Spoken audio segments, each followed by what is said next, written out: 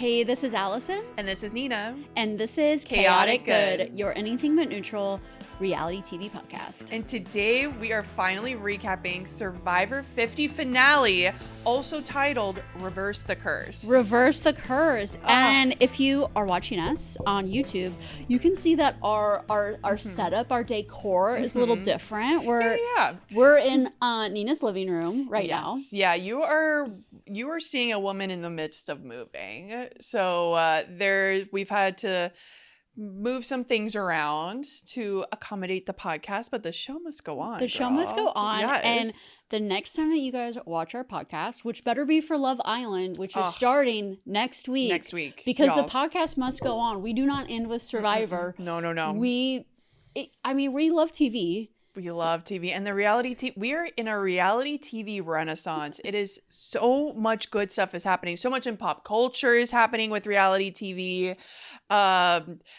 Politics. Yeah. So much reality TV stars in politics right now. It is just like very much in the zeitgeist. And yeah, we cannot. You think we're going to stop yapping it up at Survivor? No. I don't think so. We're not leaving the island just yet. No.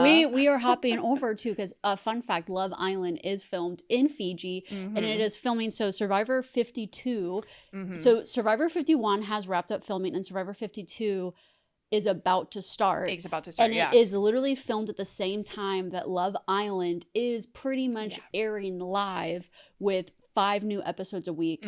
Insane time. So we have to talk about this finale first. Also, fun fact, I'm back in the United States. Yes. So I was about to say, you're seeing a woman in the midst of moving, and you're seeing a woman with a 13-hour time difference, jet lag. So the time in South Korea right now, I think is 3 a.m. or 4 a.m. or something. Oh my God. Yesterday, I slept from 5 p.m. to 11 a.m. and I've been up since that. And now it's like 4 p.m. here. Or 3:30 p.m. here. Yeah. It's wild. Yes, I feel a little loopy, but I feel like that's a great spot to start this finale recap. Yeah, because this finale was kind of loopy. Yes. It was kind of wild. Chaotic, some would say. Chaotic, some would say. Yes, absolutely. And we'll get all into it. And originally, I thought I was going to be like Mike White, reporting from the south of France. I was going to be reporting from South Korea for the finale, but it turns out that I am home. Yes. And I'm so excited to be. It's nothing like being in person with you. Nothing beats it. Nothing beats it. And I've missed having you for the watch parties. I for know. The last I had to watch just because they've been pivotal episodes. I just had to watch them in my luxury hotel room. In bed in the morning, because also Survivor would air at 9 a.m. On Thursday in South Korea. Were you just having your breakfast and your coffee, just okay, let's get cozy. Exactly. Let's watch Survivor. So I want to first talk about what this season has meant to us, because this has been a landmark season. Also, it's been the second season that we are recapping as a podcast. So I'm just getting more and more sentimental about Survivor as we go. How do you feel about this season in general? I have really, really liked it. I have enjoyed this season out of all the Survivor seasons that I've watched. Not many, because I'm still a newbie here. This has definitely been my favorite so far. And I think a big part of it has been getting to meet all of these contestants and all these players, and getting to see them do their thing has been so much fun. And on top of that, not only seeing these players, but knowing who these players are because of our profiles, because of all of our talks and us getting together, making profiles, you doing all this research, really setting the scene, really giving me the context of who these people are, maybe why they're here, what baggage do they bring to the island, and what is the significance of them being here this season. It just really puts so much stuff into perspective for me that has just been just so much fun to watch. I feel like this season more than any other season, again, recent seasons that I watched, I feel like anytime I've talked to someone, I'm like, oh, you've got to watch this season. You've got to watch it. Even, by the way, even if you don't have the context, I feel like even if you don't have the context or I think the it was a background really fun of these season, players, these players are so good. They're so entertaining, and they're doing such interesting things in the game that yes, the extra stuff, yes, just for me, just like tingled stuff in my brain where I'm like, ooh, well, they're doing this because of this, blah blah. But even if, by the way, if you've never watched Survivor ever, this is your first season, you're still gonna really enjoy it. So that's on it. That's what I'm taking away from this show, that it was so, even the lows, even the Zach Brown lows, I still had a great time. Oh yeah, do you have an apple and an onion? Yes. Podcast? Oh yeah, yeah. For the Survivor 50 Survivor season? 50. Yeah. So my apple is all the players, is getting to Okay. see all the players do their thing, and like that's been so much fun, and seeing all the different types of players, all the different types of gameplay, all thrown into like a big stew, has just been so fun. I think my onion, even though I did just mention the Zach Brown thing, honestly, I think if in my heart of hearts, my onion is the blood moon. Yes. And it's like everything getting about the 3 blood moon, players out right before and merge. 2 of them being people that I was like so excited to see play, Yeah. Camilla and Genevieve. I was so excited to see what they would do, whether they would like go far or not, I don't know, but I would have loved to have seen them just go a little bit farther.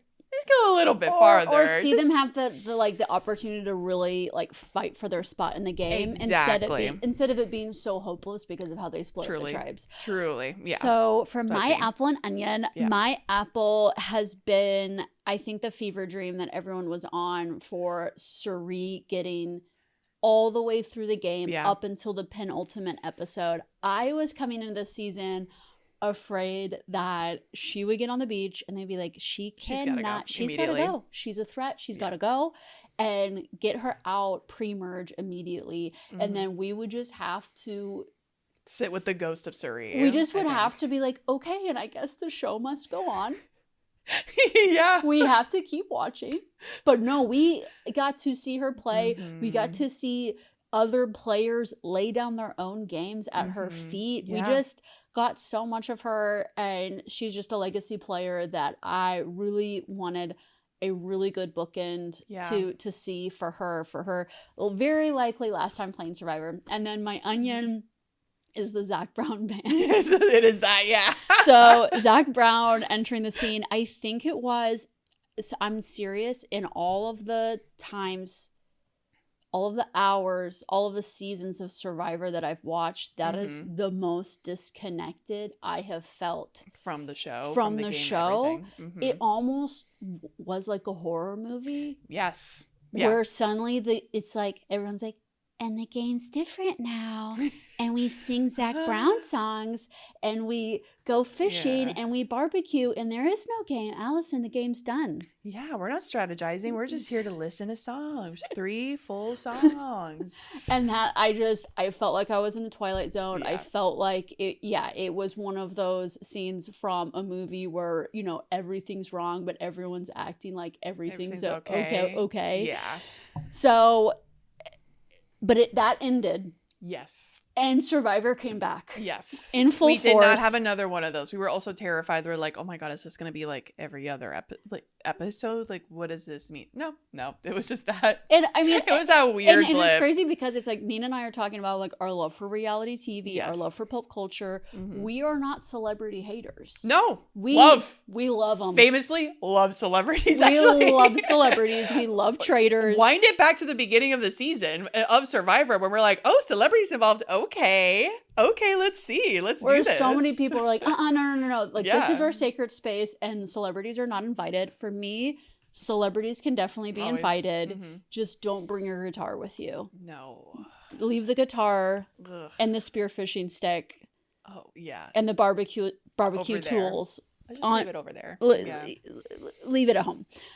So, okay. Now I'm so glad that we got some feelings off of our chest of how we felt about the Survivor show in general. Now I want to talk about Aubrey. Woo! Aubrey's win of the whole shebang. Yes, Miss Aubrey Bracco. Wow. Final 4. Immunity challenge. Yeah. Samotion. The fans voted on their Final 4 challenge. And in Jonathan Young's exit press, he said that she had 5 balls going for over 15 minutes. Wow. Oh, I missed the 15 minutes part. I did know that she had 5. Well, and she had, as we now know, because of that exit interview, she had her own Samotion. Yes. Which, girl, we gotta get her own. I mean, oh my God. Now. I mean, okay, so she's thinking about, okay, with this $2 million, I really need to give a gift to Rick Devens. Yeah. Because he got us our 2 million pot. I think also that Etsy maker, Aubrey Bracco, if you're listening to this. Yeah, they deserve. Like a Birkin bag. Yeah, at least. I think so. I think so. It's the least. It's the least. 2 million. Oh my God, a Birkin bag is nothing.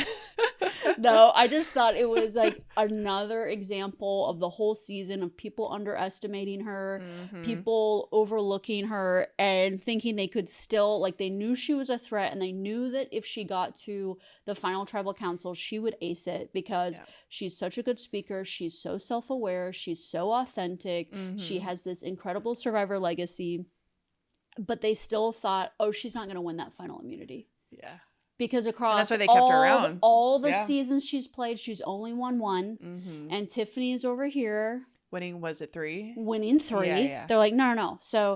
But they didn't know. She didn't even know. I mean, can you imagine you are like fighting to win the biggest game of your life and then it is unveiled that it is a challenge that you are completely prepared for? I mean, I can't imagine the feeling that washed over her of like, and her to try to not show it, to also kind of be like, do you know what I mean? Because you also don't kind of like want to play your cards. You don't want to jinx it, and you don't want to like show all your cards and be like yes, like, you know, like be excited or like show it in your face. You kind of have to like, under the guise of like, okay, they're underestimating me. Like, I gotta look scared. Ooh, I gotta look scared at this thing. And I think it's also Samotion. I love the story around Samotion of it was one of the people who works on set was making it as like a side project, little hobby, like a toy. Yeah. And then they brought it onto the game. It's become like a legendary game in the show. And I also love it because it has nothing to do with physical stamina. I love that as well. Or balance. Because I feel like if it isn't some like crazy swimming challenge, running, you know, holding, you know, weight above your head type of challenge, it's then in place of that, it's balance. Yeah. Balance and core, which I'm like, still that is still like strength. That is still strength. Exactly. You know, like exactly. And then if it's not that, it's a puzzle, which I'm like, puzzles are fine and all, but I love this challenge. I love it too. Because it's like, it's being nimble with your fingers, thinking fast, being able to time things. Exactly. There is some strategy like keeping to it. Like the left and right beat, and that someone,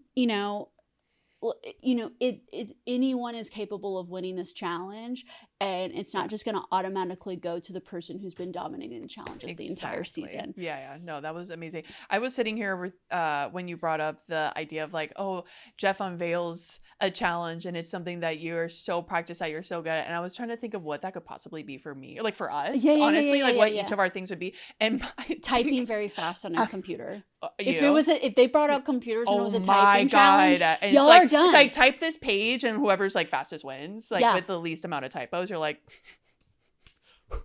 hand typed notes, y'all. Yeah.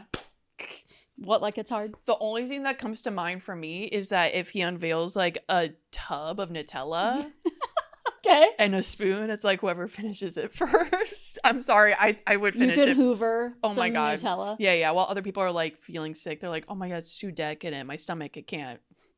I'd be like, step aside. I'll finish yours. I'll finish mine. I'll finish yours too. That'll be me. Funny. Oh my God, a challenge that's like in Matilda, like Miss Trunchbull style. Yes. You have to eat so much cake until you're I'm telling ill. you, when I watched that scene as a kid, I was like, what are they stressed about? What, like, oh, is this like it's hard? Oh, what, like eating a whole delicious thick like 6-layer cake is hard? Truly, I feel like that would be me. Coach. Put me in, coach. So that's honestly.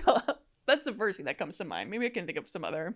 So like on the top of my list of like delightfulness was that final immunity challenge. Yes. Because at that point I was like, let's go, Aubrey, and you have got this, because those 3 boys, the whole entire episode was those 3 boys trying to get out the girls. Yeah.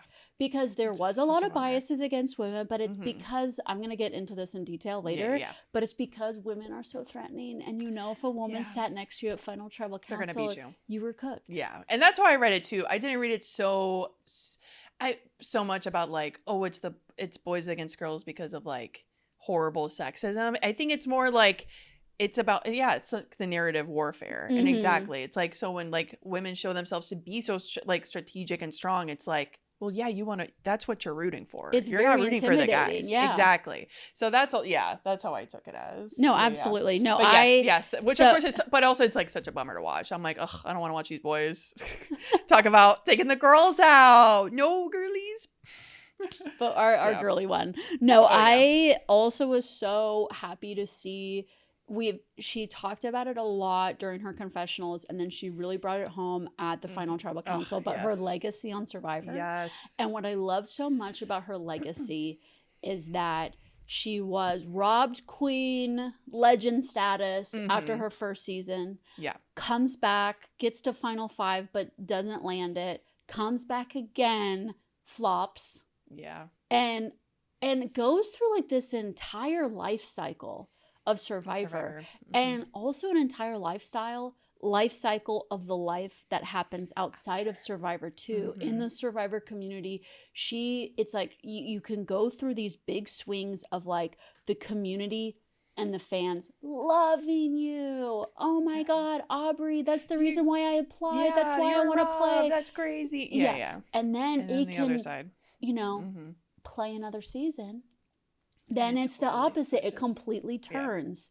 And also I feel like it's like, what is the off-ramp from Survivor? And I felt that so much during this live show of people like living this glorious time. Yeah. And I just, there was a layer of like, I'm worried for them once like this, It's over. it's done. Because they were all pining to return again. Yeah. It's all like always a push to return again. Yeah. And I love this legacy of hers that she got to a point where she left the Survivor community. She said, actually, I need distance. I need to like truly just become my own person again. She left the Survivor community for 7 years. Yeah. And then I'm going to re-listen to this podcast, but I listened to it on a fluke. She did an interview with T-Bird, who is also a former Survivor player, but she has a lot of like fantastic interviews with former players. And just talking about where they are in life now, and like they're like nice. looking back on their time. And they just had this really like lovely conversation that I think like healed a lot of Aubrey's wounds. And at the end of it, T-Bird was like, would you ever play again? And Aubrey's like, actually, for the first time, I think I could. And that is like what like led her back. And then it led her back to this win. Yeah. And so good. And we need to see more narratives of people flopping and not like having a low point and coming back from it. Because I think we are also in the Survivor community, we're so obsessed with our favorite players. Yes. And we're so obsessed with like the uphill trajectory of these players. And if they have like a fall, we like, I feel like we can't like hold their hand through that fall. Yeah. It's like we ditch them. Or it's somebody else's fault. It's production's fault. Like, it's like, I don't know. It's a lot of like bad vibes around it where it's like, hey, it's okay. Like, it's human. Hey. Yeah. Like, there's going to be times where it just doesn't work out. Yeah. And that's okay. And it's okay. Yeah. There's also something to learn from that. Exactly. So, and her story is that, and I think this is like a story that we all need to know and hear, is that it's like, you have always got it inside you. Yeah. Like, people can say the stupidest, meanest shit to you, but you've always got it inside you because don't give a fuck what other people think. Exactly. And just do your own thing. And yeah. Oh, our winner. I know. I was so happy for her. Oh my God, I have more feelings about her. I was like, wow, I'm going to talk a lot. I'm going to talk a lot on this podcast. The other thing I loved about, this is actually something I loved, but also it's like I'm having to like come around on, is that she truly played the game to win. Yes. And she said that in her exit press. Yes. And I love this quote of hers: the only audience that matters if you want to win are the people you are playing with. Exactly. So it doesn't matter like what the audience thinks, the viewers, commenters, Airtime, production, exactly. what like your social media is going to look like after this Exactly. season. She was like, the only people that matter are the people that are on the jury. Exactly, on this island. And she also, I think I also really respected her gameplay too, because of her exiting the Survivor community for so long, she didn't come in with those like pre-game alliances. Yeah. That we'll be talking a lot which about. We'll We'll be talking about it in more detail. That she came in with this. She just came in with this. I loved her preseason interview because she's like, you know what? I'm like open. Yeah. Like she was like a cleansed soul entering this game. Yeah. And was just ready to like let it come. And I feel like that made her observation so good. It's so clear. So crystal clear. Yes. Yeah. She really understood where everybody was at. I think most of the time. I don't think she was ever truly blindsided, right? Or unless I'm forgetting something. No, but I don't she think was so. aware of what was going on, and that's like she credited like her post-merge game into that was like really how things unlocked, because she could just watch and observe and really see how the dynamics were playing out. Yeah. And how she needed, like, for instance, like she needed to separate herself from Christian, Rick Devens, Emily, because she was getting too looped in with them. So then she zigged, she zagged, and she got to the end. And I love this quote. She said this in, I think, an E! News interview, a Hollywood Reporter interview. I don't remember, but I have the quote. People love me. People hate my face. I'm a flop. It's fine. I learned a long time ago that people are going to tell me how I felt and talk about me, even if I were dead and wouldn't care if I had an opinion. Wow. That is chills. I just kind of got chills. Yeah, it's so true. Yeah, and when you don't give a fuck what people think about you, it liberates you. Yeah. Literally. Yeah. It makes you like ready to take on anything, and that is like what we saw of her in this season. Yeah. So, Aubrey? Oh, Aubrey, good job. So, was just so excited for her. Definitely someone that, I felt like I could cheer on till the end. Yeah, she was wonderful. And she's so, I mean, for me, she's also like just a very relatable person. When she talks, I'm just like, this is like a really grounded person. Yeah. Who, and sometimes you don't get that from all the players. No. And like how we said, we hold space of love for all of them, and we should like learn to like hold loving space for all of them. The people who are like not really 10 toes on the ground, that's okay, and that's okay too. That's okay. But it's so refreshing. It is. Yeah.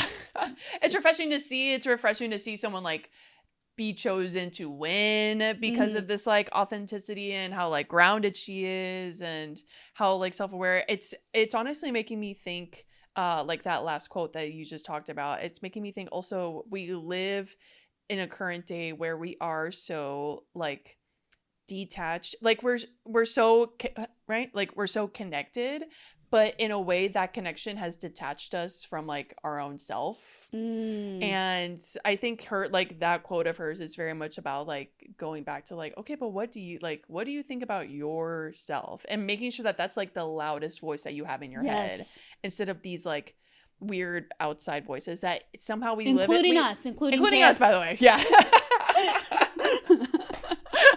But yeah, it seems like the outside voices like seem so loud. Yeah, and they seem so like pertinent and all this stuff, when it's like, yeah, like she said, like it doesn't really matter. Or not really. You want us to win $2 million regardless of what you think of me? Got it. Gotcha. Don't worry, I got it. Yeah. So yeah, she was Aubrey, yeah, I'm just so happy for her. Yeah, I love like a nerdy queen. Yes. Right? Sorry, I'll say it. I just love like a nerdy queen, like coming in here with her glasses and her like stank face and like getting it done. Honestly. Sorry. Yeah, love it. Oh, and a mom.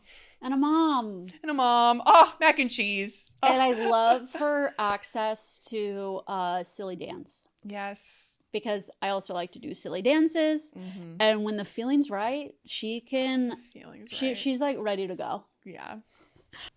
Okay, so let's talk about that live show, y'all, and let's kick it off with a cheers. Cheers, y'all. Cheers. We are drinking some cold Coronas from Nina's fridge. Yes. And to commemorate the Coronas toast. Yes. That they had on the finale. Screen. Yeah. And like me, I saw that Coronas toast, and the advertising worked. Because I was like, I want a Corona right now. I want to be on the beach. And I think there was even a Survivor-themed Corona commercial during the finale. Fun. Yeah. Which I think it was maybe, I should have rewatched it, but I think it is like Suri and Dee, I think. And exactly, they're just like on the beach, like sitting back on chairs. I didn't watch with commercials. That's right. Oh my gosh, that's right. Okay, I'll show that to you later. But it's just really South Korea, what can I say? Yeah, but it was just very cutesy. Yeah, Dee and Suri like lounging on the beach drinking Coronas. Because adorable. I want to cheers because holy shit, I loved. Yeah. I loved that live show. Same, girl. Oh my god, what a fever dream. It was so exciting. I have never felt like the Survivor community was so alive. I felt so held. Yeah, same. Honestly, I was like, am I in a cult? It's giving cult a little bit. It's giving mega church a little bit. It's giving mega church a little bit. But I am your front row seat. Exactly. Sign me up. Sign me up. Sign me up. Oh my gosh, it looks like so much fun. So much fun. And we hosted an IRL watch party at Authentic Brewing, which is pretty much next door. Met a lot of people. So many people came out for just our little old watch party. Yeah, it was was so much fun. And so like imagining this like cranked up. Cranked like 20 times up. So good. I also production. I love you guys. You did the pacing so well because I loved how we would get like 10 minutes of the episode and then they would cut to the live show and we would have a segment on the live show because in the past when they did live shows you would watch the whole episode and then the live show would be at the end. I was gonna ask you, and I just love how we were continuously returning to it. Yes, because honestly this finale didn't have a lot of strategy. No. It didn't. Like, it was very like, yeah, we want to get Tiffany out. Yeah. And then we want to get Aubrey out. Yeah. Oh, shit, Aubrey won an immunity challenge, the final immunity challenge. And then Aubrey was like, Joe, you're sitting next to me. Jonathan Rizzo, do fire. There was nothing. There. Yeah, it was pretty. We kind of knew. That was that. And then Aubrey won. And it was amazing. So having these breaks of being able to just like feel the we started the Survivor 50 season as like it's a party. Yes, it's a celebration. Yes, yeah. And that I just felt like the finale was such an amazing bookend with this live show, and it kept up the momentum and like that excitement going. You're so right, because otherwise it would have been like a pretty snoozy episode. It would have been not snoozy, but like satisfying episode. Exactly. Satisfying, but not, edge of your seat. Exactly. And I feel like having that live audience, seeing the other players, seeing everyone so dressed up. I just like seeing everybody like looking so good. Oh my God. Everyone was looking so good. So we have I have a little list of things that we have to talk about. So number 1, top billing. That girl. You guys know what we're about to say. I feel like it made it into Survivor history. It is. We saw Jeff Probst mess up. Yeah. First time I've ever seen it. The way, Allison, at our watch party, the way I yelled, wow, someone's getting so fired like no one's ever been fired before. Do you know what I mean? I hope not. I think so. Because it was just like, whatever, someone in production in his ear being like, okay, time to get Rizzo out. And of course, like Jeff, like he said, he's not watching the show. He doesn't know the like, okay, what just aired. He's just like, okay, we're having Rizzo out. Okay, that's next. So I bet whoever like gave the go ahead set him up for that. Whoever set him up for that. I'm sorry. I bet. I hope Jeff can laugh it off and be like, LOL. Because honestly, I loved it. I mean, exactly. Yeah. I mean, it's a history. It's such a like. This was another thing where I'm like, wow, real. It was so real. I just kept thinking like, wow, AI wishes they could like create a moment like that. But this is humanity. It was so real. It was it's so out of left field. It just felt and so like exciting. It's like, oh, exactly. And so like, oh my God, we've never seen Jeff like mess up before. Like this is wild. Because he's so good at what he does. When you texted the group being like, hey, like haven't watched the episode yet, like don't tell me, No like spoilers. When honestly, none of us, it wasn't even a thing about not telling you who won. It was literally like, oh my God, she can't find out about the Rizzo thing. Like we can't tell her. Because that was kind of, honestly, like, that was the big shocker of the night, was that whole thing. And we're like, no one tell Allison about the Rizzo thing. I was watching it by myself in my hotel bed. My husband was somewhere, irrelevant. And I'm just like typing away, making my notes, and I'm like, da-da-da. And then I was like, and then the way like it went ... And then I started typing in all text like, wait, Rizzo lost to fire. Wait, no, we got spoiled. Wait, oh my God. I mean, I was like reviewing my notes earlier today, as in 3 a.m. because jet lag. Nina gets text from me at 4 a.m. I do. And I hope they don't wake you up. They don't. Okay. Because I'm such a heavy sleeper. Okay, good. That I don't get any of it until I wake up later. I have a hard time, like, once I, like, have a thought, it's like, oh, I have to hold on to it until 9 a.m. like a normal bitch. Like, I can't. I can't do that. No. Okay. So yeah, that. So crazy. I know. I adored it. Yeah. And the fact that we also were able to see the reactions live also. So it wasn't just like, okay, Rizzo, thank you so much. Sit down. And like, okay, on to the next. Like we saw them being like, Jeff literally being like, wait, what? What's going on? Sorry. Sorry. What are y'all saying? And then the crowd is really like, they haven't done fire. They haven't shown fire. He's like, okay. Oh, they haven't shown fire yet. Okay. Well, okay. On to you.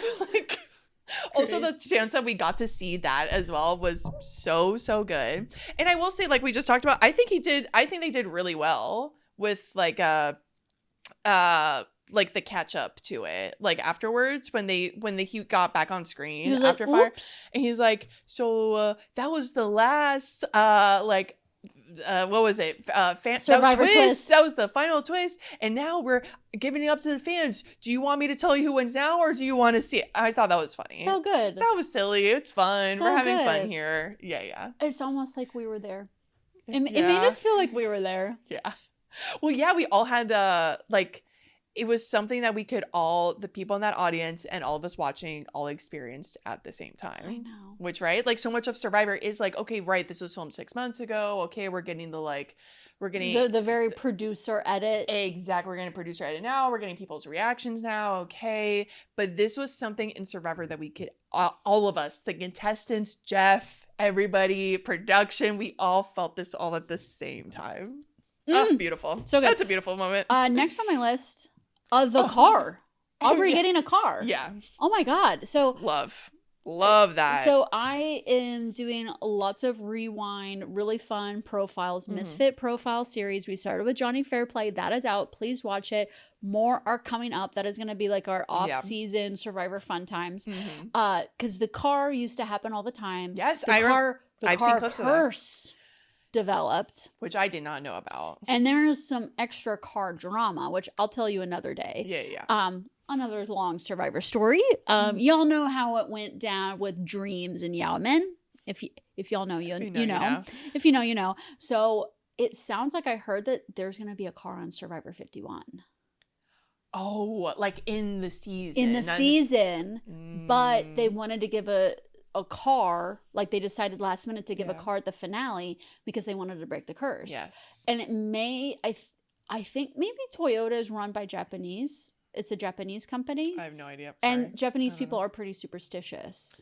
About that sort of thing. That sort of thing. I'm trying to remember, there was what was there, a movie or I just remember like Mad Men. There was these like Japanese executives, and there was just like a very like specific way of like communicating with them, and literally this is a show from the 60s, so I'm not gonna like apply like a generic trope to like to the executives of Japan but I can today. See that not even like superstition. I feel like there's even cultures out there where it's like, oh, we don't do business like on this day because of like, and we don't want a curse associated with our cool ass cars. Exactly. So let's give Aubrey a car. Let's give her a car. She got a car. She had $2 million in a car.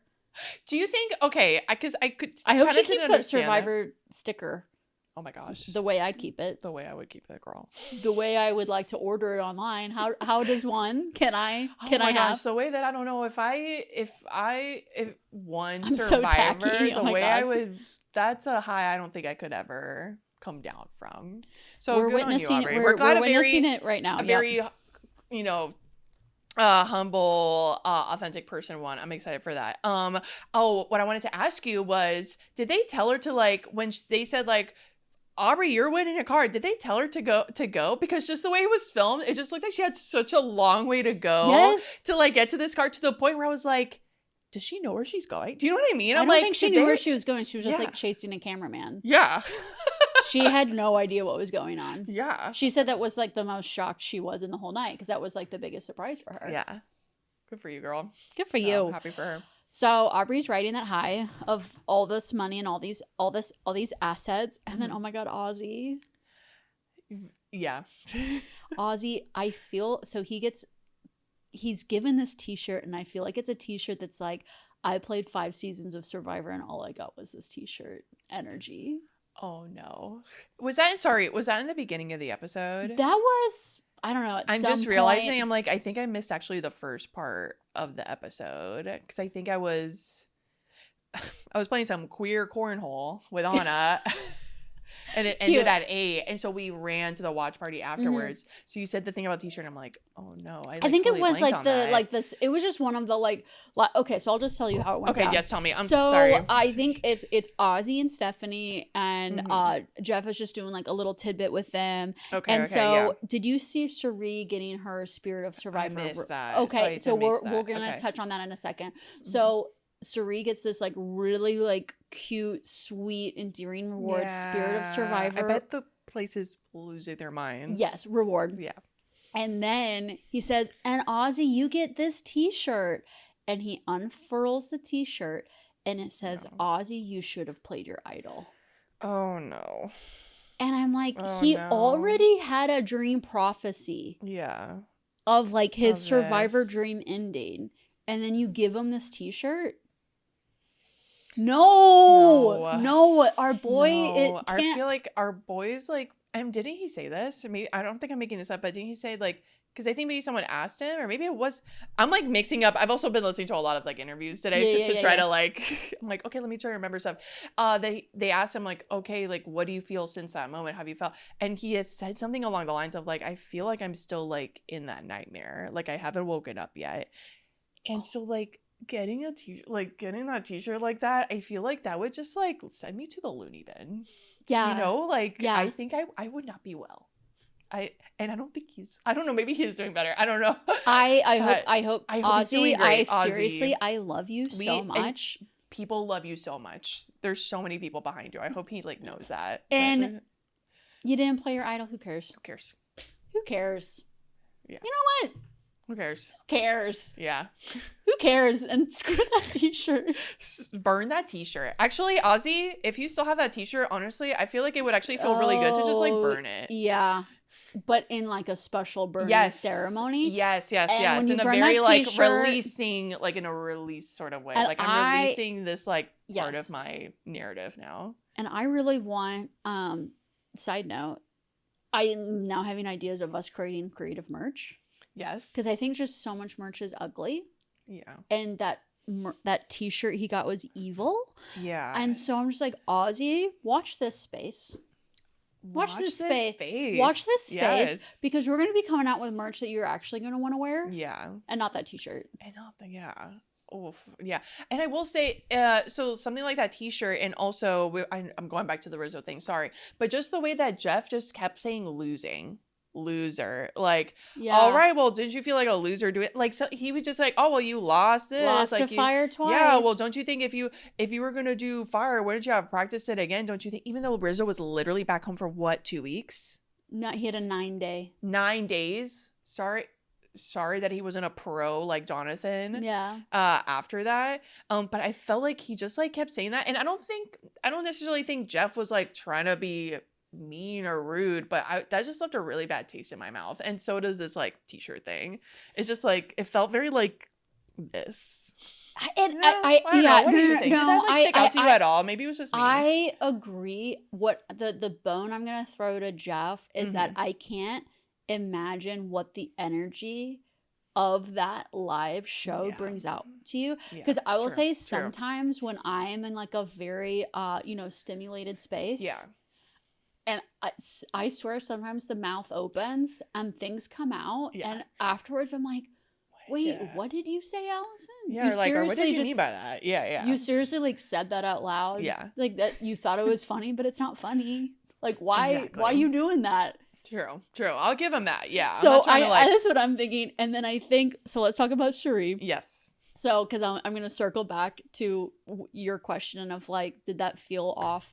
So Cherie, so it's beautiful. They're like, essentially Jeff is like, Cherie, and the entire crowd loses their minds. They standing ovation.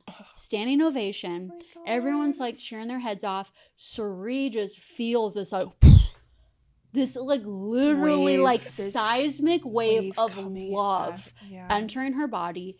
She starts weeping and she's like, I haven't cried since like I played. Yeah. Like I've just been enjoying this time, but like I am feeling it right now. I have chills right now because like I also just felt it, I feel like around the time when I got married, I felt these like waves of like love from like all my friends and family, my husband and all of that. And it was just a really beautiful time. And so like to then witness someone else like getting that like of love was so beautiful. And Jeff is like, and we have an award for you, and it's an award they haven't given to anyone before. It's not like an Oscar that's like given every year or anything. It's the Spirit of Survivor award, and he pulls out this reward. It looks kind of homemade. Okay. But I am imagining the intern. I got a good look at it. The intern or the staff person that was tasked with, hey, can you make the Spirit of Survivor award? They're like, I got it. And I'm just imagining if I was the one doing the crafting day to make Cherie's Spirit of Survivor award, I'd be like, I'm gonna put everything into this. I can see that. I'm looking at it. I'm gonna paint it. I'm gonna make it beautiful. You know what it's kind of giving me? It's kind of giving me Stranger Things a little bit, like one of the monsters a little. Don't you think? Yeah, it's kind of got a pinch pot energy to it. Yeah, but it's giving what's it called, like science fair? Yeah. But still very sweet. So I'm making fun. It's very sweet. So for whatever reason, their prop budget or prop turnaround time was, short maybe. Yes. So I'm thinking like someone was tasked with the Cherie award, and they're like, I'm gonna go to the clay studio. And I'm gonna work some magic, and boom, there you go. And then another staff person was like, I'll make a t-shirt. And I'll make a t-shirt. And it's going to be great. No. You guys, you'll see it when you see it, but it's going to be a great t-shirt. And then they create an evil, like, and they're like, made from like the flames of Sauron evil, you know? Yeah. And from the depths of Mordor. That's why I'm saying fire. That's why I'm saying you have to like fire with fire. You gotta like melt it, I think. And I'm sure like the staff person was like, no, it's funny. It's hee ha ha. Yeah. It's like he has a great sense of humor. Yeah. It's cool. It's gonna be great. Ozzy does. He seems for the most part, very like a cool dude. I mean, we saw him, we saw him in person. But that shirt. Yeah. So like Cherie gets like an adorable reward, and Ozzy gets the t-shirt. She gets the fan favorite Sia. $100,000 reward. Yes. Which Jeff doesn't even have enough time to say the words. There's already people in the crowd yelling Cherie. Yeah. So she was a clear winner there. We know who it is, yeah. And then the other appearance that I love that I already teased up earlier in this recap is Meek Wheat. Yes. Meek White. Yeah. Jim White, her favorite. Yeah. Never forget to me, always Jim White. Yeah, I also, whenever I say Mike White, I'm thinking of Nina. So if you guys don't know the context, if you haven't watched literally every second of our podcast, Nina created a social media graphic with Mike White's picture and then the name Jim, and then added the name like in the graphic Jim to it. posted it on Instagram and everything. And then got likes, got a commenter, yeah. Yeah, and then I texted Nina, I said, who's Jim? Like, and Jim White White is a real person. They're a local musician to our town who posts on Facebook a lot. And so I feel like the name Jim White is just weirdly, it's just like more cemented more in top my of head. mind than Mike White. showrunner. And showrunner. My freaking soul brother. Voice of a generation, no, Mike White. when he was like zooming in from the south of France, I'm like, that is what my soul brother would be doing. And like your soul sister is like vibing out in South Korea right now. Like we are like, yeah, it's like vibing. We're best friends. Yeah. And then to know who's gonna be in the White Lotus. Yes. Which I thought was amazing. Like, also, I mean, I'm telling you, this is like why we're like in the like golden era of reality TV. That there's this component of like who's gonna be on White Lotus. This is why I love celebrity shit. Is like the web, the connections. It's ever so growing. good. It's ever growing. I am so curious what Charlie and Camilla's, role or cameo is gonna be. I am so excited too. Also, I couldn't stop thinking about it today. Where I'm like, I'm so curious as to Mike White's train of thought as to why he chose them. I'm sure maybe part of it is like scheduling and like who can actually come and who, like, I bet, no, you think people would make it. Oh, who could actually come? I don't know. I don't think what time is that? Oh, I don't think I can make it. I have time to be in the south of France to be on White Lotus. No, I think anyone could make it work. Okay. Make it work. Then what do you think was this like? I don't know, mindset of choosing Charlie and Camilla. So usually, White Lotus involves people like upper class, silver spoon in your mouth types. And I feel like Charlie being like a Harvard grad, 100%. Very talented at lacrosse. He's now a lawyer. Like I feel like he is definitely someone who's at the hotel. Yeah, I could see that. Yeah. But Camilla is a little bit of a question mark. Yeah. Because I really hope she still has the look of the hoodie that's like scrunched tight. Oh, that'd be so good. And those like big haunting eyes. So good.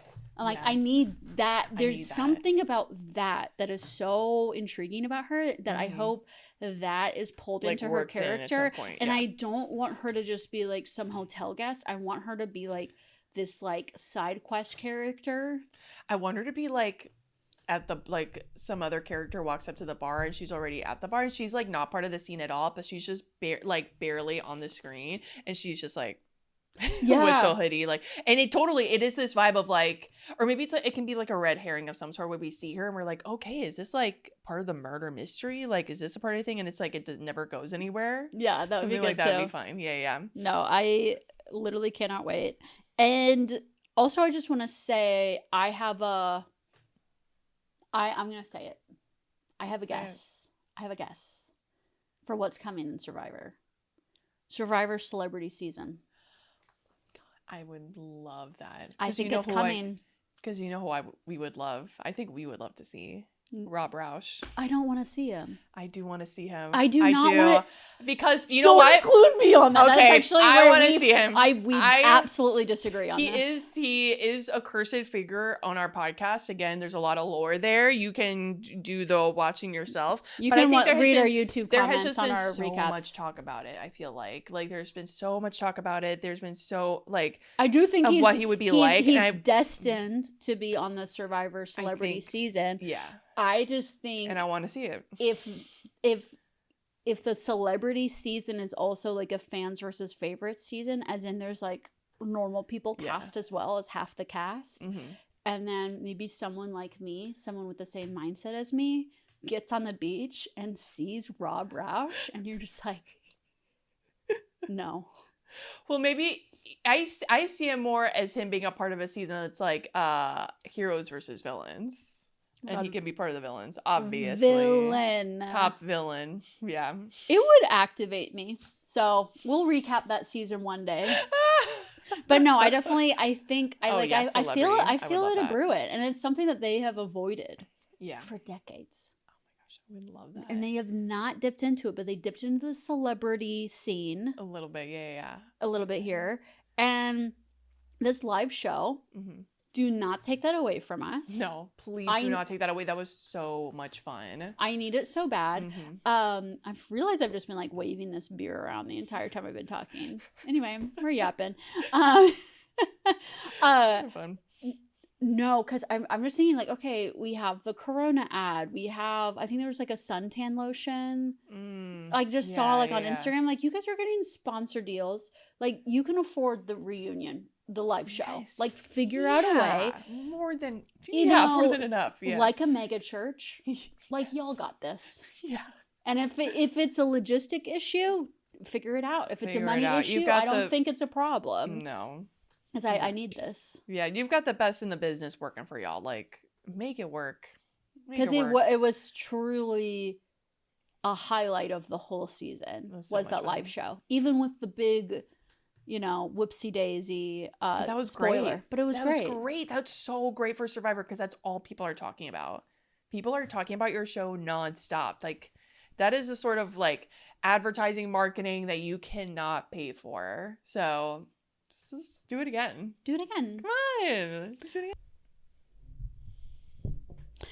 Okay, so now it's time to talk about the big one.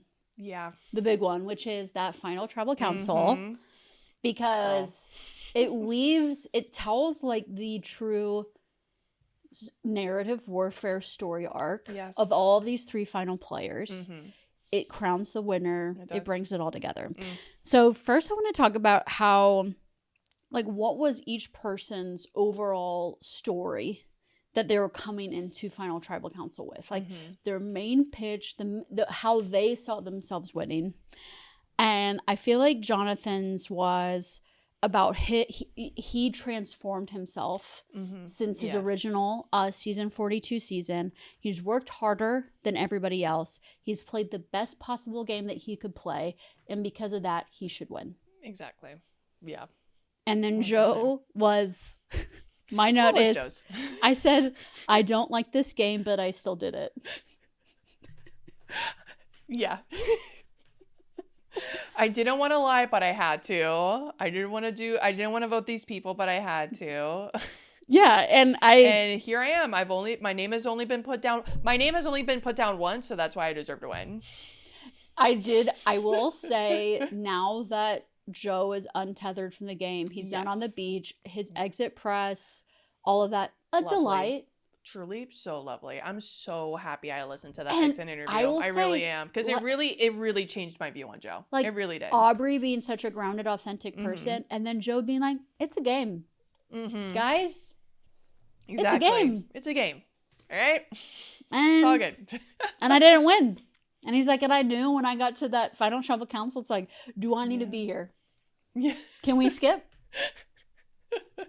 I was like, yes. LOL, I love this man. Because he's like, okay, well, they're having me answer questions, so I might as well answer them. But it showed him to be just way more self-aware than I thought he was. Like, it showed him, like, when he talked about the whole back and forth with Rick Devens and him saying, like, when looking back on the game, what he would have changed, he's like, honestly, I wish I would have acted differently during that. Like, I was being like a big baby, and I like reacted weird, and I'm just like upset that I did that. Even though, of course, we look back on that time, it's like, well, Rick was acting kind of crazy too. Like, it's not just on you, Joe. But him just like being cognizant of that, and also being cognizant of like, he's like, he knew that wasn't a game when he answered. It's just it's the truth. He's like, actually, I have an opportunity to clear the air another time on this topic, and I'm going to take it. And I'm going to do it now. And it has nothing really to do with me winning this game, and it has nothing to do with strategy. And I guess that was always like our thing. It's like, oh, he doesn't strategize, but it's like, yeah, exactly. This is not a person that like strategizes, and it's like, in our like everyday day-to-day life, it's like, honestly, that's okay. That's okay for someone to just be living like in their truth and just truly living as honestly as they can, like, and taking direction in that way. Like, that is totally fine. I also loved how self-aware he was on just like when we talk about Aubrey and like the life cycle of like when you're outside of Survivor and just hearing all the like the fan intakes and takes, and the people that love you and ride for you, the people that don't like you and don't like your game, and and him just being like aware of that and saying like, hey, I understand people don't like my game. I know that. And like, and I get it. And like, and that's okay. And I'm okay with that. Like, people don't have to like my game. I'm going to play how I want to play. And this is how I'm choosing to play. And it's like, all right, my guy, you got me. And he's like, and I got to Final 3 both times, 2 seasons in a row. Yeah. So he's like, I feel okay with it. That's not nothing. Yeah. And then I feel like Aubrey's story was, you doubted me, but I'm actually capable of anything. Mm-hmm. And I'm the winner. Exactly. So she made herself undeniable. I love that. Yes, yeah. She made herself undeniable. What did you feel like were the odds of people going into this final tribal council? Mm-hmm. Did you feel like it was Aubrey definitely winning? Did you think Jonathan was a big? I felt like maybe Jonathan had.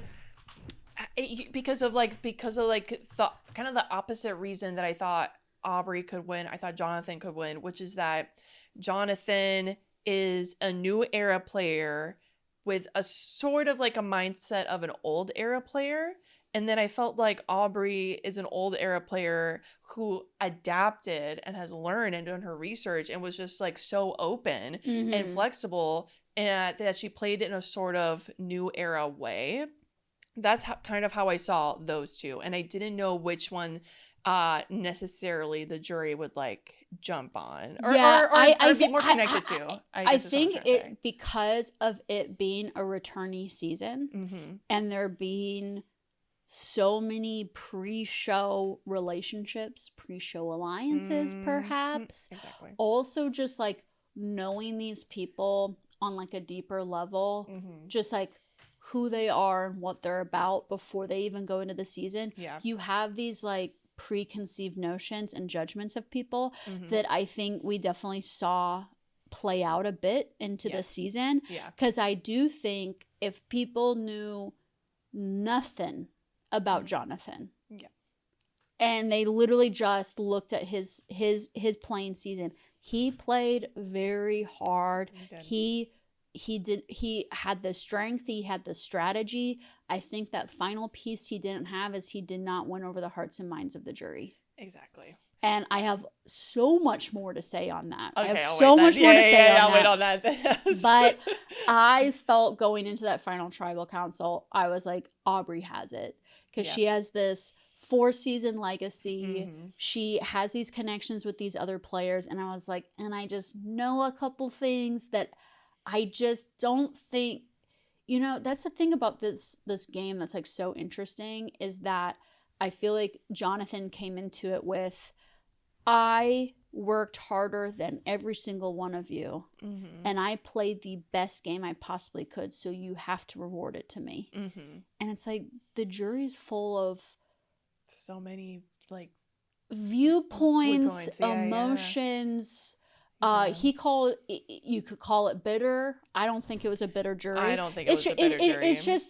It's just humanity. And it's like, and if, you also have to do that work of like reaching across the mm-hmm. aisle, and it's like making the jury feel like they're a part of your win.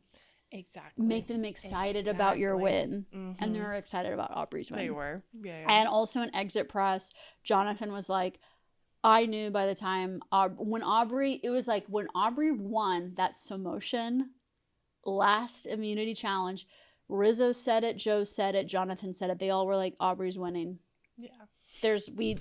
There we go. Yeah, and that's that. And that's that. And that's that. So, because we also know, like, Aubrey has a great story, but also we know she's going to ace the final tribal council. Yeah. She's going to ace it. Yeah, she's in marketing. Yeah. So, moving on from that, mm-hmm. One of the main topics of that final tribal council was the Aussie vote out. Yeah.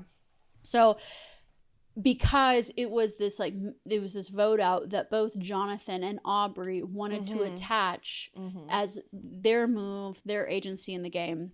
And Jonathan described it as his secret. So I think mm-hmm.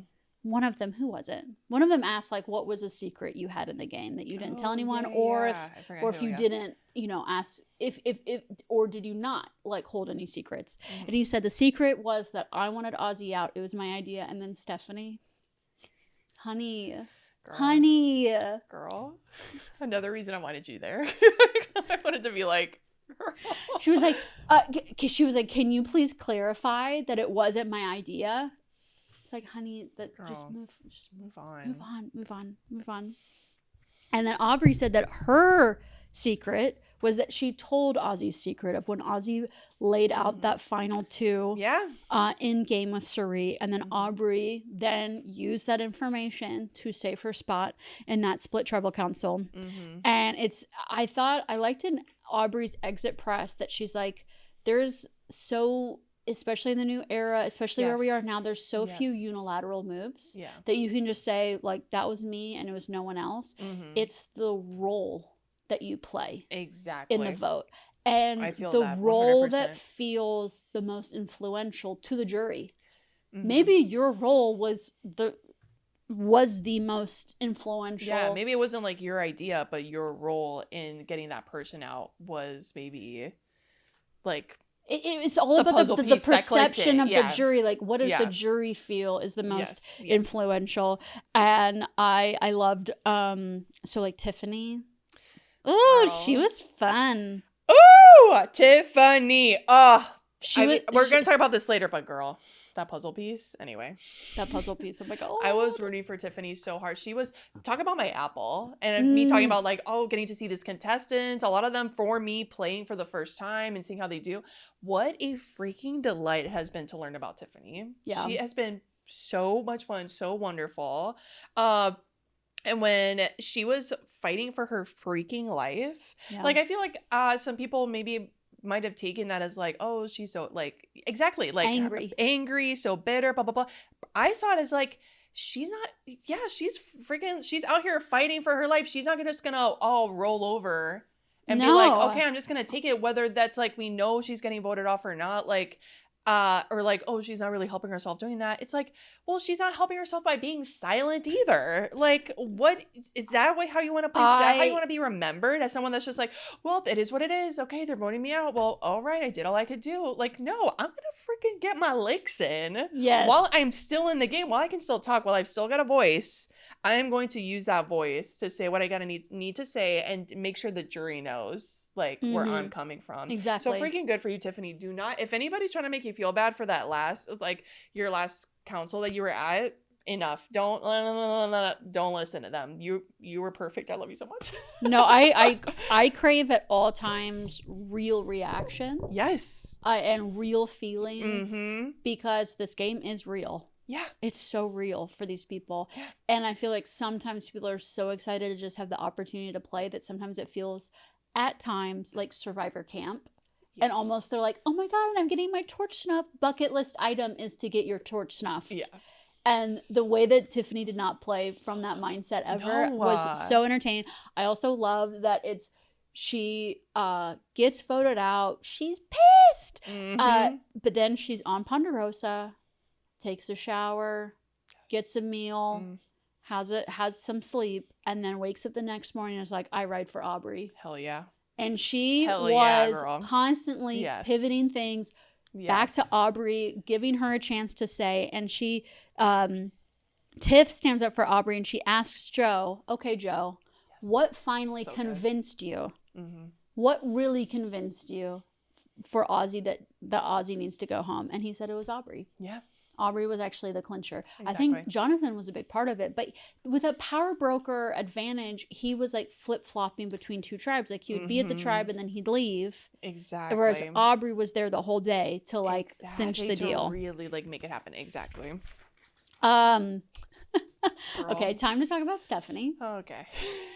I'm coming from the perspective of what if I was playing Survivor and I'm on the jury and my BFF, my love of one of my loves of my life is sitting at the final tribal council.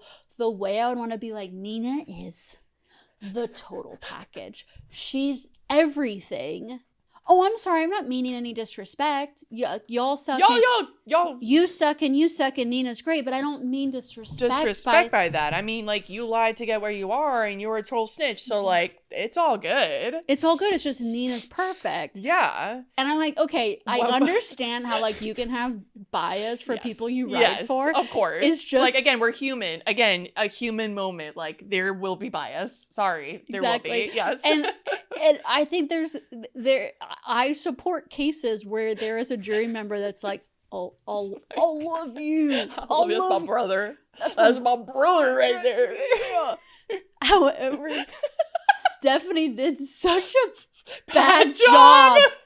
She clowned him. She did. She like made it worse for him. She really did. She really, really did. Whereas other people who were writing for Aubrey did such a good job of like asking a question that like set her up for success, or like pivoted things slightly so that like she could get her side in, or maybe diminish another person's point of view. And I feel like the people that were trying to get Jonathan, like the spotlight on Jonathan and show him, which from what I'm remembering now exactly, it was Stephanie and Chrissy. It was Stephanie and Chrissy, that were always like, had to have like a little say. Like the person's not even done with their question, and they're like, Chrissy, well, I need to say, blah, blah, blah. Chrissy like, did an okay job. Yeah. And I do like Chrissy. Stephanie though. Oh my God, when she was describing it as the total package, I was like, is coming off a little thirsty. I was about to say thirsty Stephanie. Yeah, I was like, girl, you're married. Yeah.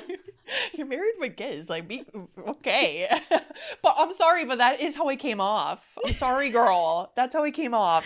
And I am also gonna throw Stephanie a bone here, because I am going to go on quite a Jonathan rant in a second. But well, I'll just tease it right now. Yeah, do it. So, Jonathan to me is okay. So you know how like men do drag because they want to like become a woman, and like be like what to them is like the epitome of like ultimate woman. I feel like femininity and like feel beautiful, right? I feel like curves and lips and hair and makeup and the clothes, and they just like men have a desire to like embody that for a moment and like transport themselves. I feel like Jonathan being this like hulking mythic like guy, I think there is I don't know, I can just see also the perspective of someone like Stephanie, who's a tomboy, who is athletic, sees Jonathan and is like, if I could be you for a day, if I could wake 100%. Up in your body, that would be like the most fun. And it's like, if I could do drag, it would be as you. Because you are the total package. And it's not even like an attraction thing. No. It's like I want to like feel like this essence. That strength, that power. Blocking the sun to the point like people can't see the sun. You know? Like Stephanie, I get it. Like being able to have those like big hands and like put them on someone's shoulder like that. Yeah. I understand. So Stephanie, I get it. It's just I so get it, Stephanie. It's just other people who are writing hard for Aubrey like held it in and tried to like ease things back to her, whereas you're like, I love them. Yeah, where you were fully out there. Yeah. Tiff is like, is that a question? It wasn't. It wasn't. No, it wasn't. I do love D. So it's like Tiff was like the jury lawyer. Yes. Objection. Interruption. Yeah. It's like, and then, oh no, you misunderstand me. What I meant, I love that. And then D was the Ponderosa mayor. Yes. Who also had to step in and be like, hey, wait. And I thought it was just so, I loved her saying, we need to be aware of how we ask questions. We don't want to make people feel nervous. And I feel like she said that from the perspective of like, I don't want Aubrey or Joe to feel like, oh gosh, I've lost the game. Because there's Stephanie here being like, I'm voting for you the moment I can. The moment I get that pen on parchment, it's going to have your name. Yeah. Jonathan, the total package. She wrote it all out. She wrote it all out. Dude. So no, cringy. I just love that D was brokering that as well. And Stephanie saying, I don't mean any disrespect. I'm sorry. I don't mean any disrespect to the other player. Aubrey, it's just that you played the middle and didn't commit to anything. Girl. I had a moment where I was like, how much wine have you had? I know. How long have y'all been sitting there? And have y'all been... Yeah, it's... Ooh. Did you have a long afternoon by the pool? Mm-hmm. Maybe.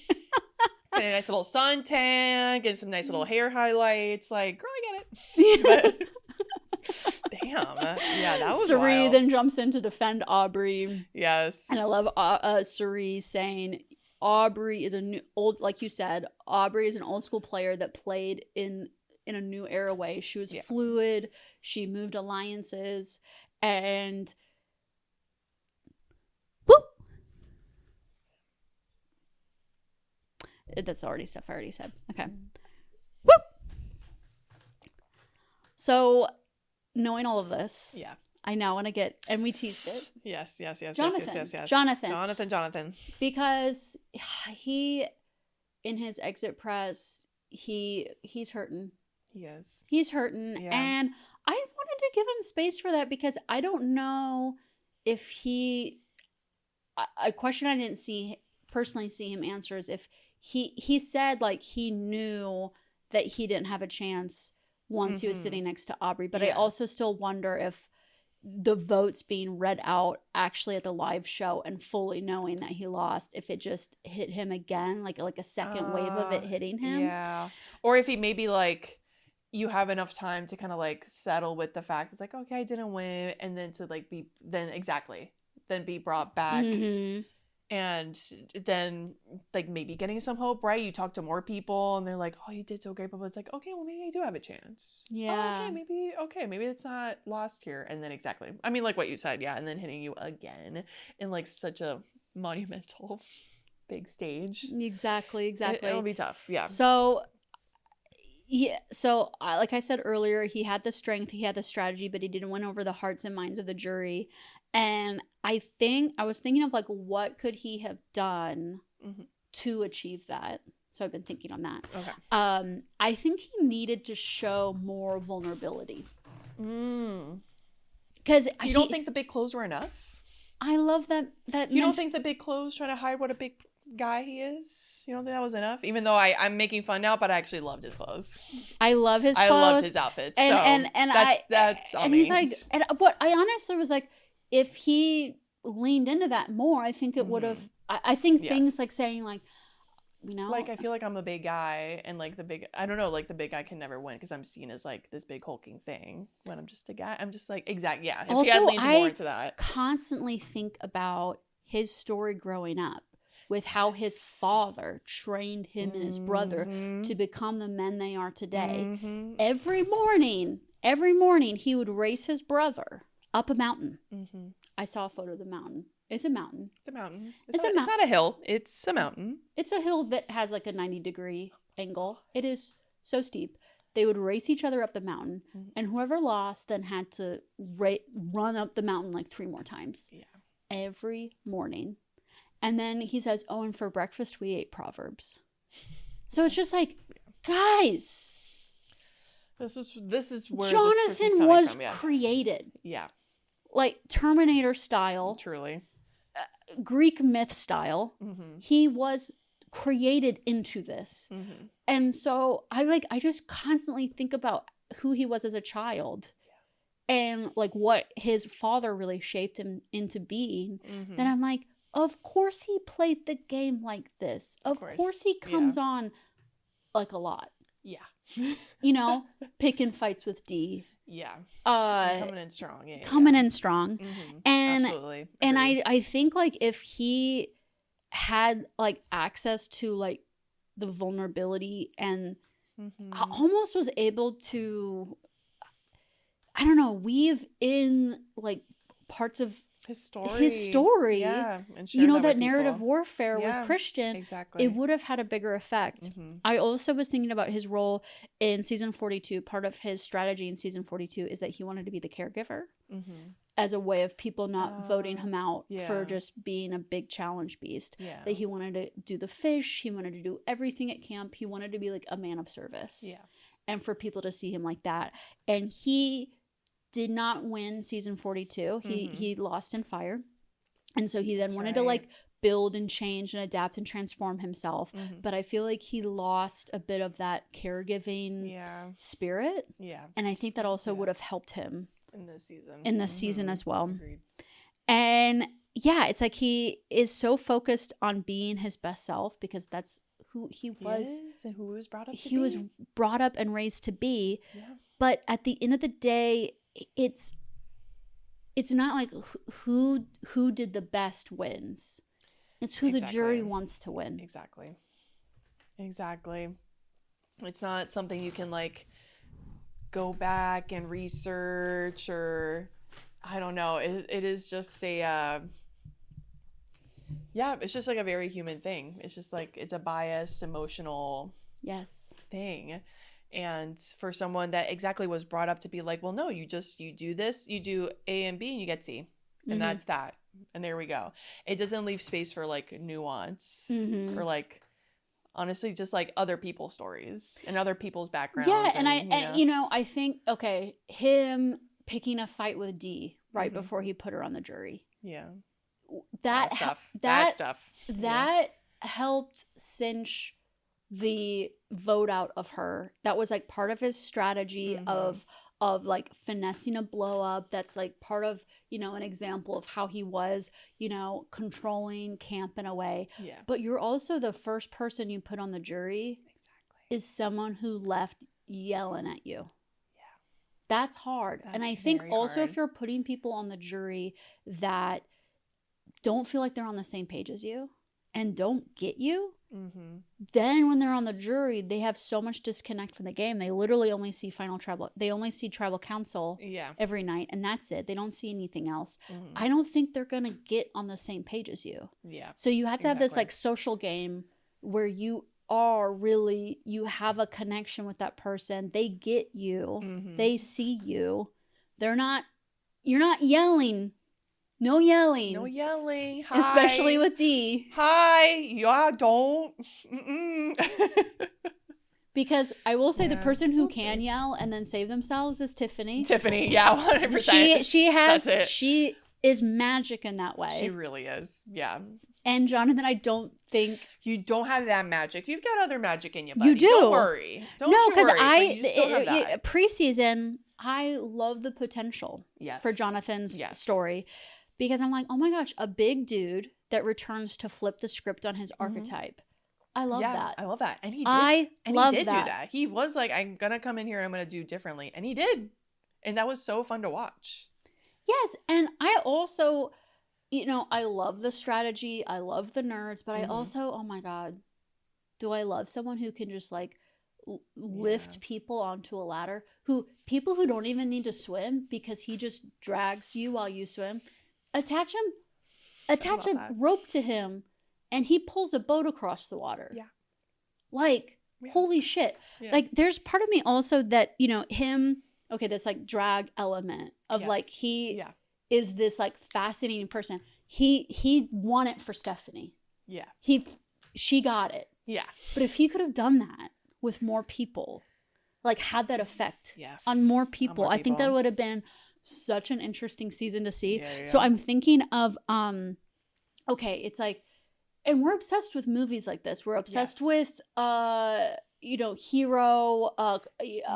superhero stories. You quote the Sparta movie all the time. This is Sparta. I quote it all the time. Like his reaction after he wins immunity challenges, where he's like banging on the ground, he's like thrashing around. I'm like, yeah, like I get jazzed up. Yeah, same. When he so fun. Threw up in the final 5, and he kept going, and he won. I'm like, that's right.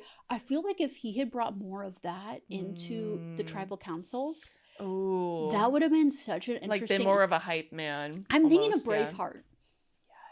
When he's like on the horse and he's rallying the troops and he has the quotes and it's like the rallying war cry. Oh, yes, you could take our land, but you can't take our freedom. Yes. Oh, yeah. I love a nerdy girl like Aubrey. Aubrey. It's giving me chills, girl. I would love that. I love a nerdy girl like Aubrey, but if a man like Jonathan was like giving me rallying war cries, yeah, I would fight to the death for him. It would bewitch me body and soul. Yes. And we've also talked about this before, that he gives like cult leader vibes. Yes. Oh, easily. Also when he was practicing fire and he just would do the single strike. I once got a fire. I'm like, he's Mars. He's there. Yeah. He's incredible. Yeah. He's incredible. You know what he's also reminding me of now as we're like talking about it? This so taking it back to the cult leader thing. Did you ever watch what was that horrible movie with all those actors in it? It's like based on the it takes place in the 60s. It was like Bad Times at El Dorado or something like that. Did you ever hear Times at Ridgemont High? No, it was like, it was a long title like that, but it was like bad I don't think I know. A bad night in, but it's this huge cast, and it all takes place in this hotel where it's like half of it is in Nevada and half of it is in like this California, like this other state, and it takes place in the 60s, and the whole it had all things to do with like spies and hippies and singers, like I don't know, all these like actors are. My girl Dakota Johnson is in it, and that actor Liam Hemsworth, the one who plays this is like that a Viking movie. Marvel person, Thor. He's in it, but he plays the cult leader, and he looks just like Jonathan in Survivor. God. In that movie. Like they give him the long hair, they give him like the beads, like kind of like paisley like flouncy shirts and pants, and he's like a very scary guy in that movie. But it's scary because he is so like lovey-dovey peace, man, it's all good. He's really good. That movie's not great. Liam is really good at that movie, and as we're like chit-chatting about Jonathan, I'm just like, oh my god, that's him. But like good. But Jonathan, like, you're good, you're not evil. I don't think you're evil. No. And yeah. I feel like that charming, like, in it's almost, I'm like, if you're gonna be the challenge guy, lean into it. Become my hero. I can be a hero, baby. So anyway, I would love to see that kind of character emerge in the open era coming soon. Also, I think, and let's get into it. Other thing that also took away Jonathan's win was this supposed presume alliance. Yep. So the thing about it being a returning season is these people know each other. They're aware of like who's getting what calls and casting. There is pre-gaming of the season, and I would say that is what I love a returning season, because I love to see these characters. It's such a thrill for me. But Survivor being so pure, of strangers coming on an island, who can be the winner, you decided amongst yourselves. I think there's so much beauty in that, and that's one of my favorite parts of the game. And so that is one of the biggest flaws in a returning season. Because I think essentially this like supposed Zoom alliances, they had a Zoom call. Zoom guys, it's bad. Don't do it. Don't do it. Podcast in person. Don't podcast on Zoom. It's not good. It's not healthy. We can't trust that. No. The supposed Zoom alliance included Jonathan, Steph, Chrissy, Joe, Colby, maybe Coach. I don't know exactly who was in it. Will we ever know? Exactly. Because I think they've also denied it, and that's fine. I don't know. Just whatever. Yeah, deny what you want. I think if all the players were coming down hard on their pre-show alliance, it's like, I think other people had pre-show alliances. What happened, what I see, is that the final tribal council, the final three, all the people who did not vote for Jonathan were like, oh, Joe and Jonathan were not part of my alliance, pre-show alliance. Gotcha. And Aubrey actually coming in with no alliances is something I can respect.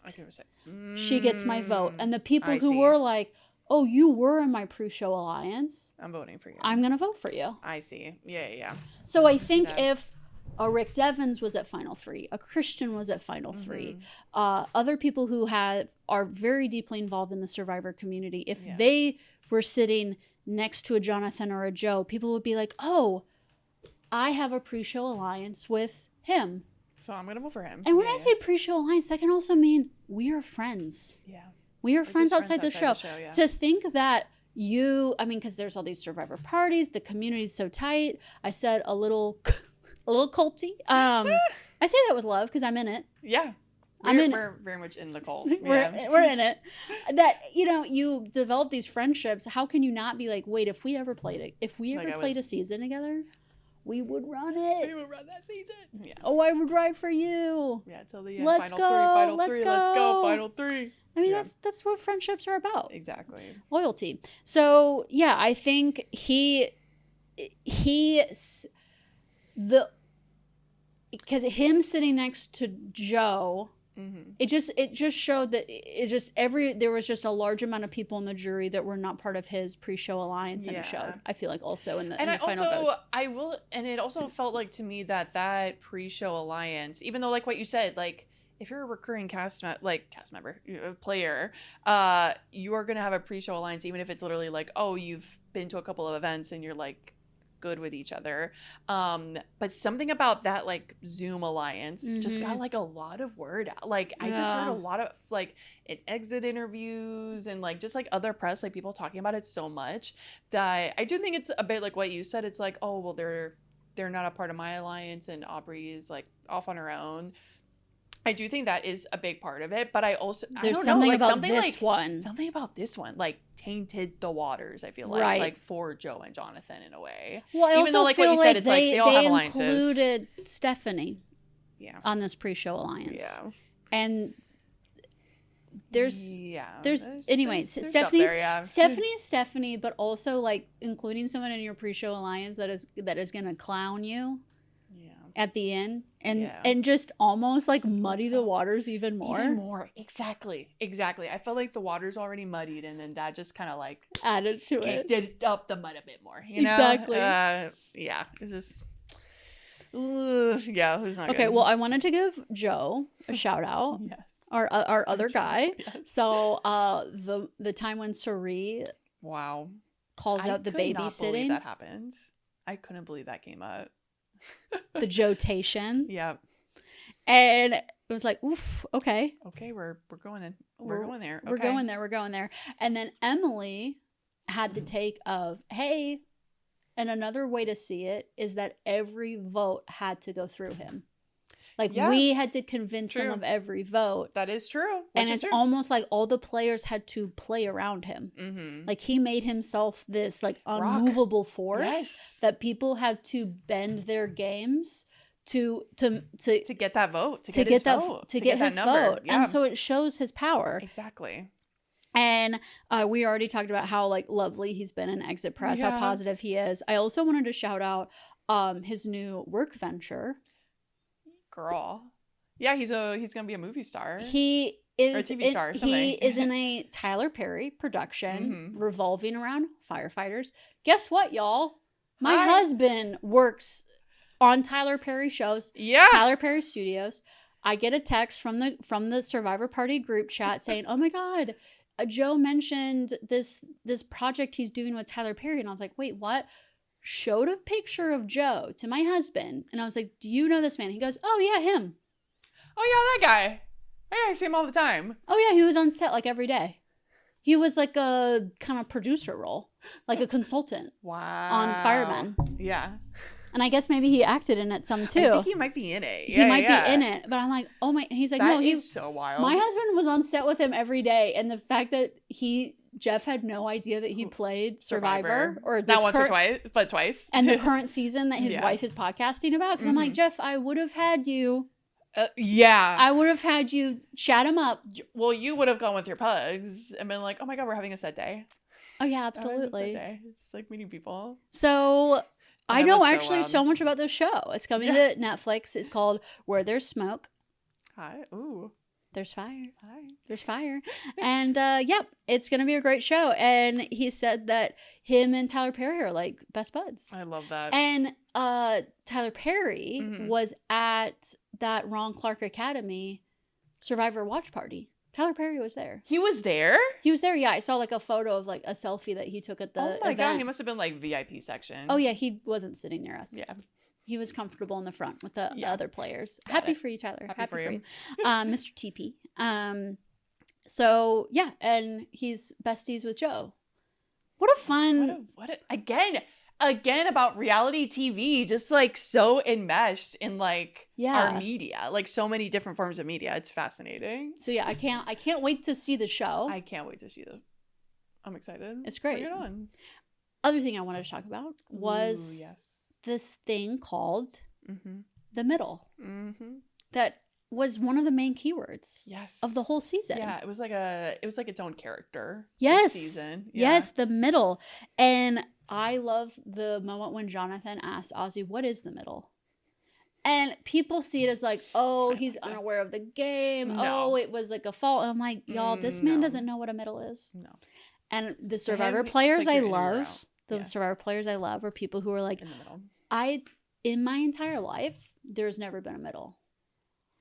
I'm on the top, and that's it. And there's actually no other option. And everything else is the bottom. You're either first or you're last. Yep. So he's like, I'm sorry, I actually don't understand. It's not in my vocabulary. It's like not a concept that Jonathan has ever even thought about. No. So he's like, I don't get it. I'm all in, or it's non-existent. And it's been an interesting character. Yes, it has in this season because it has mixed reviews. Yeah. So positive connotations, negative connotations. On the negative connotation side, we have people calling Aubrey a floater. Yeah. And them calling her open door policy as a passive gameplay. But I also, and we talked about this, I believe last recap, is that women who play that can't rely on winning challenges have to play from the fringe, have to play from the middle. Yeah. And they have to play an under the radar game if they are playing to win. Yeah. Which Aubrey was playing to win. Exactly. Yeah, no, I agree. Because the moment, like women, I think especially in like a co-ed competition with other men, everyone's very competitive. Yes. The moment that the women are threatening once they start getting above the middle. Yeah. Exactly. And I feel it's almost like I wonder if it's also this thing of like it is, let's say in the history of humanity, let's just say women like let's bring it back. Hey, let me like Big Bang Theory, like bring it all the way back. Like I think to the dawn of time. I think it's been such a short amount of time that women have had even the minutia of a chance agency to have agency, to have that power, that strength to be ahead of any guy in any sort of sense, even warfare. To be perspective. Exactly. Either narrative warfare, perspective, or actual like strength, power, intelligence. Like there has been such a short amount of time in our history that women have even been able to like be that without, I don't know, getting burned alive at the stake. I don't know, just like off the dome, like maybe doing that it's still, even in 2026, it is still seen as weird. It is still seen as like off-putting.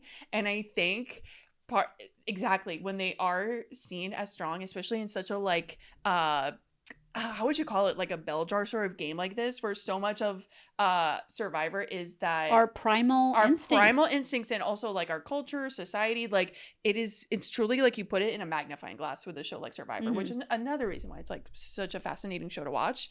That when there is such a strong female character, like it's immediately like, oh my god, what's that? Yeah.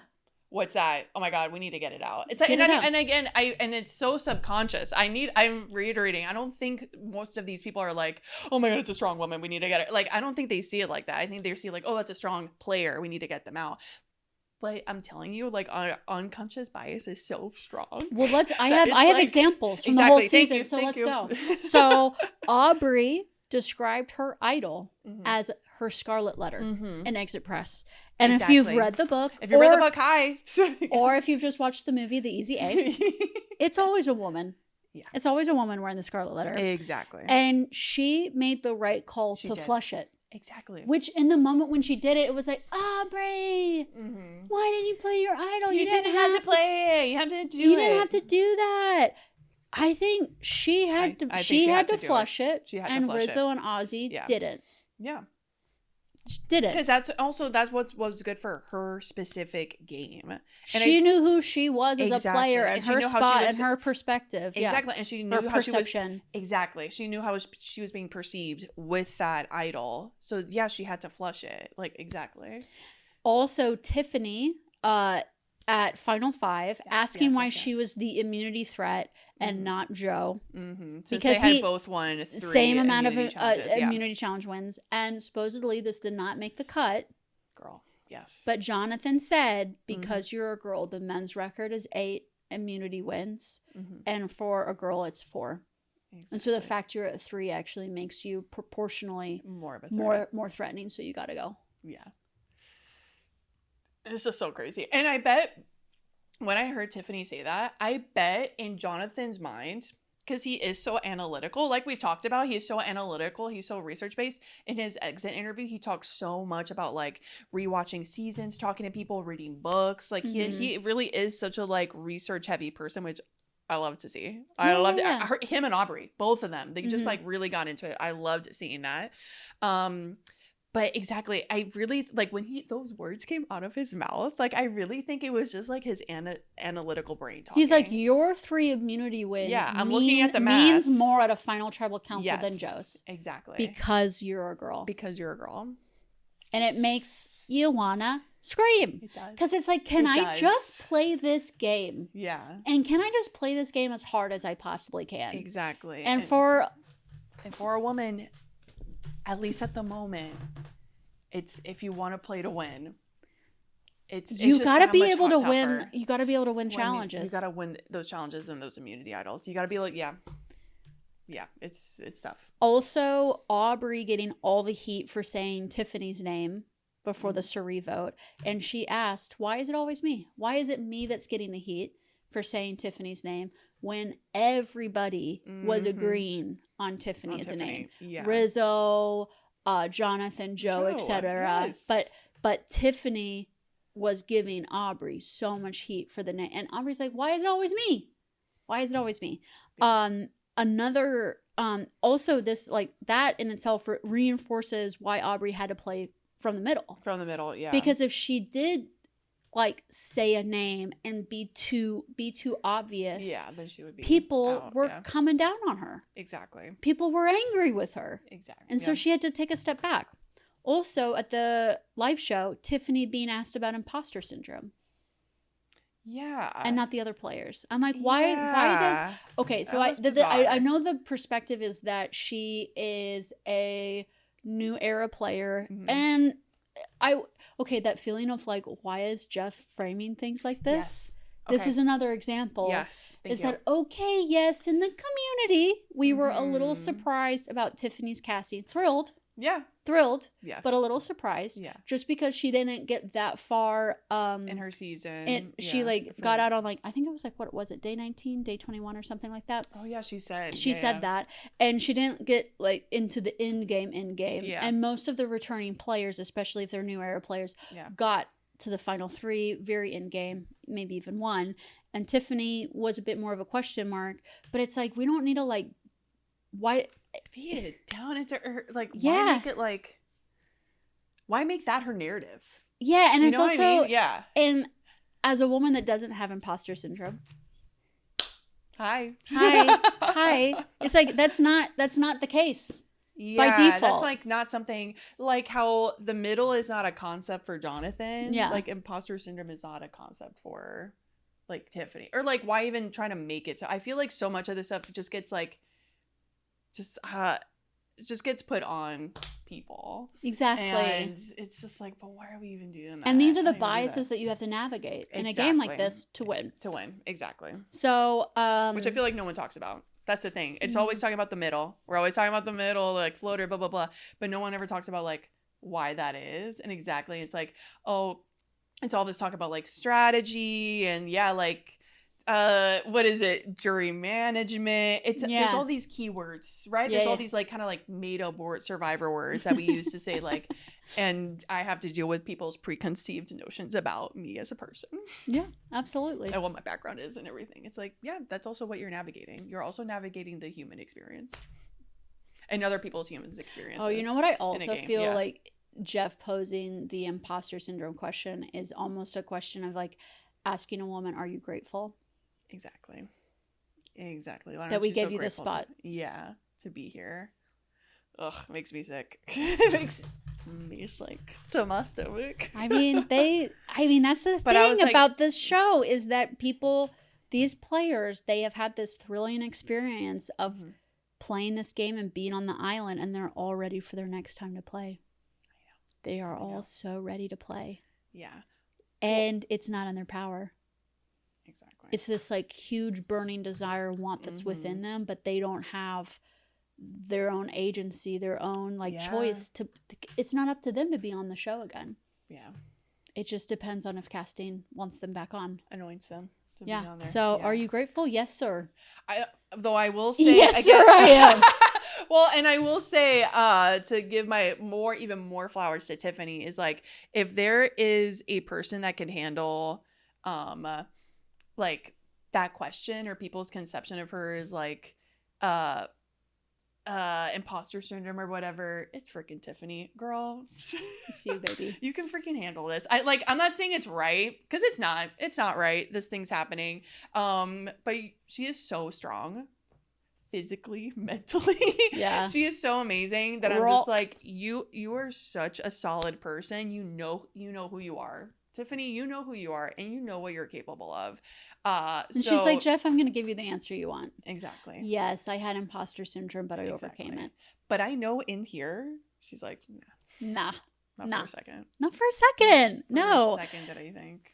And but I couldn't do it. To close out the final Tribal Council discussion. When Christian mentioned narrative warfare, I was like, there we go. Yes, I love that so much. Because he said that in preseason press, in his big preseason interview, and it like became glue in my head. I've loved that phrase ever since. Good. Yeah. Because it is not, and this is what we've been discussing, it's not who played the best game. It's who can convince you, who can convince the group that they played the best game. Exactly. That's who wins. Yeah. And so, and that comes from a story, because people attach themselves to stories. They don't attach themselves to stats and details and things. They can. Yeah. They can. That's them do. But the story's always going to outweigh it. Exactly. Which makes me think, if we go back to like the idea of Survivor and the idea of like going back to our most like primal selves, we're storytellers. Like, our storytellers. Exactly.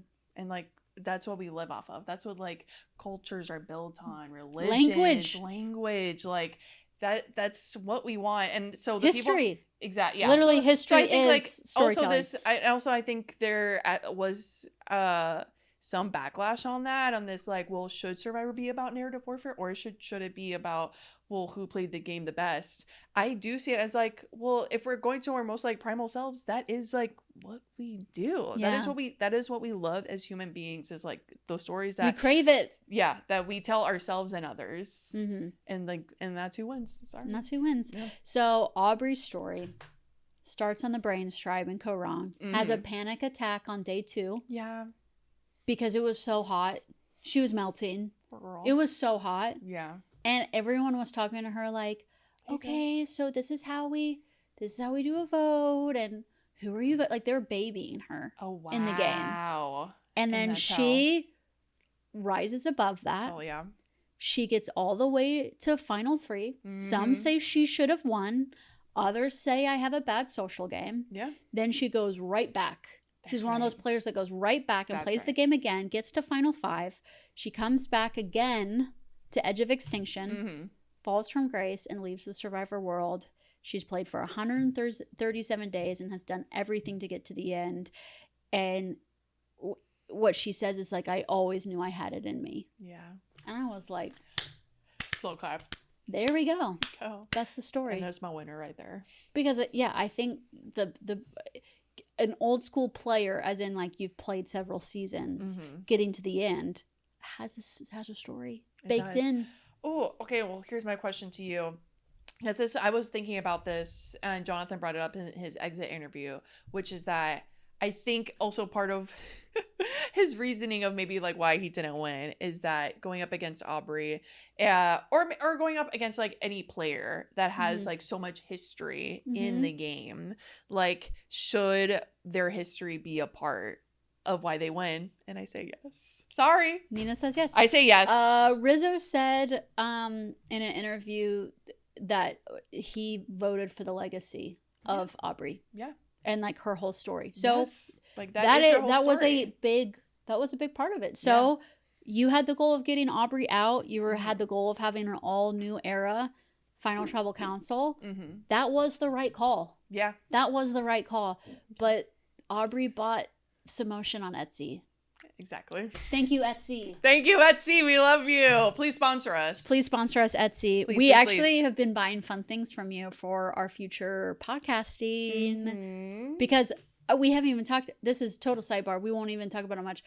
This setup right now, this is a one-time, one deal. Yeah. This, you're never going to see this You're again. never going to see this again because we are moving into a new podcast studio space. Yes, we are. Yeah. And I am so excited to decorate it with you. I know. And just in time for like a new show. Just in time for a new show. It's going to be very fun.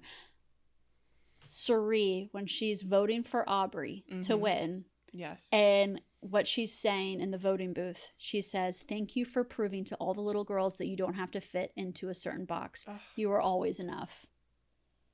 I love that so much. Oh my God. I love this season. I love this season. I love this this story. What we're saying right now, I love it so much. I know. Put this season and this story into my veins. I love it so much. It's giving me so much life. Okay, so now that we've talked about our final three, this episode had a final five. It did. Yes, so I want to talk about the other two players that we said goodbye to before we got to the final tribal council. And first I want to talk about Rizzo. Riz God. Yeah. So we touched on the finale spoiler. Yeah. That is now part of his Survivor story. Exactly. And Survivor history. Yeah, he's going to be remembered forever. And he's also going to be, so far, his Survivor legacy is also that he has gotten to the Final Four twice now, and he's lost in the Fire Challenge twice, which is now first time in history that someone has lost in Fire twice. Yeah. And my fans, Hi. 60% voted for Final Four Fire. Yeah. I was upsetty. Yeah. Was the other option that they would just vote? They would vote, which is what I want. Because this would have been a really good Final Four vote. Yeah. Because Aubrey had immunity. And then these three boys would have had to turn on each other. And you would have seen all the pitches, all the side conversations, all of them trying to convince Aubrey, like, okay, So Aubrey wanted Rizzo out at that time. Good call. But then it's like, I just think it could have been really interesting. So I would say like the most obvious version of the vote out would have been Aubrey would have said the target's Rizzo, and then Jonathan and Joe go, okay, Aubrey's voting for Rizzo. We are too. Rizzo goes. Yeah. But also there's option of like maybe like a 2-1-1 vote. Yeah. Maybe they're able to influence Aubrey in a different way. And the thing is, it's like, okay, if it's a Final Four and it ends up being a tie, just do the Fire Challenge. Then do the Fire Challenge. Exactly. Give us a vote and a Fire Challenge. That sounds great. That sounds lovely. That sounds like a lot of TV. Sounds like really good TV too. So just always run the Final Four vote. Yeah. And in several seasons, you're going to get a Fire Challenge. Exactly. Because it's split. But then sometimes maybe it's a great vote. And I think because this episode lacked so much strategy, it was like that would have been such an interesting vote. Yeah. But it was taken from us. Yeah, that was a bummer. And I wonder if it's just I don't know, people love the fire. That's just, I think they see it as such a, talk about like a Survivor bucket list. I feel like that is seen as such a like Survivor bucket list thing, and it's like, okay, it is. I mean, Rizzo is a super fan of the game. Yeah. And he didn't practice fire.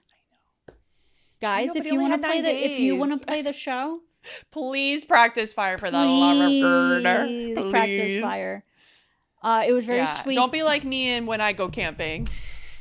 That I just let the other gals do it. Well, we also have, I mean, we don't do the flint version. We do that like is true. We don't do that. We do cat matches and like firewood that's like set true. up to be like burn ready.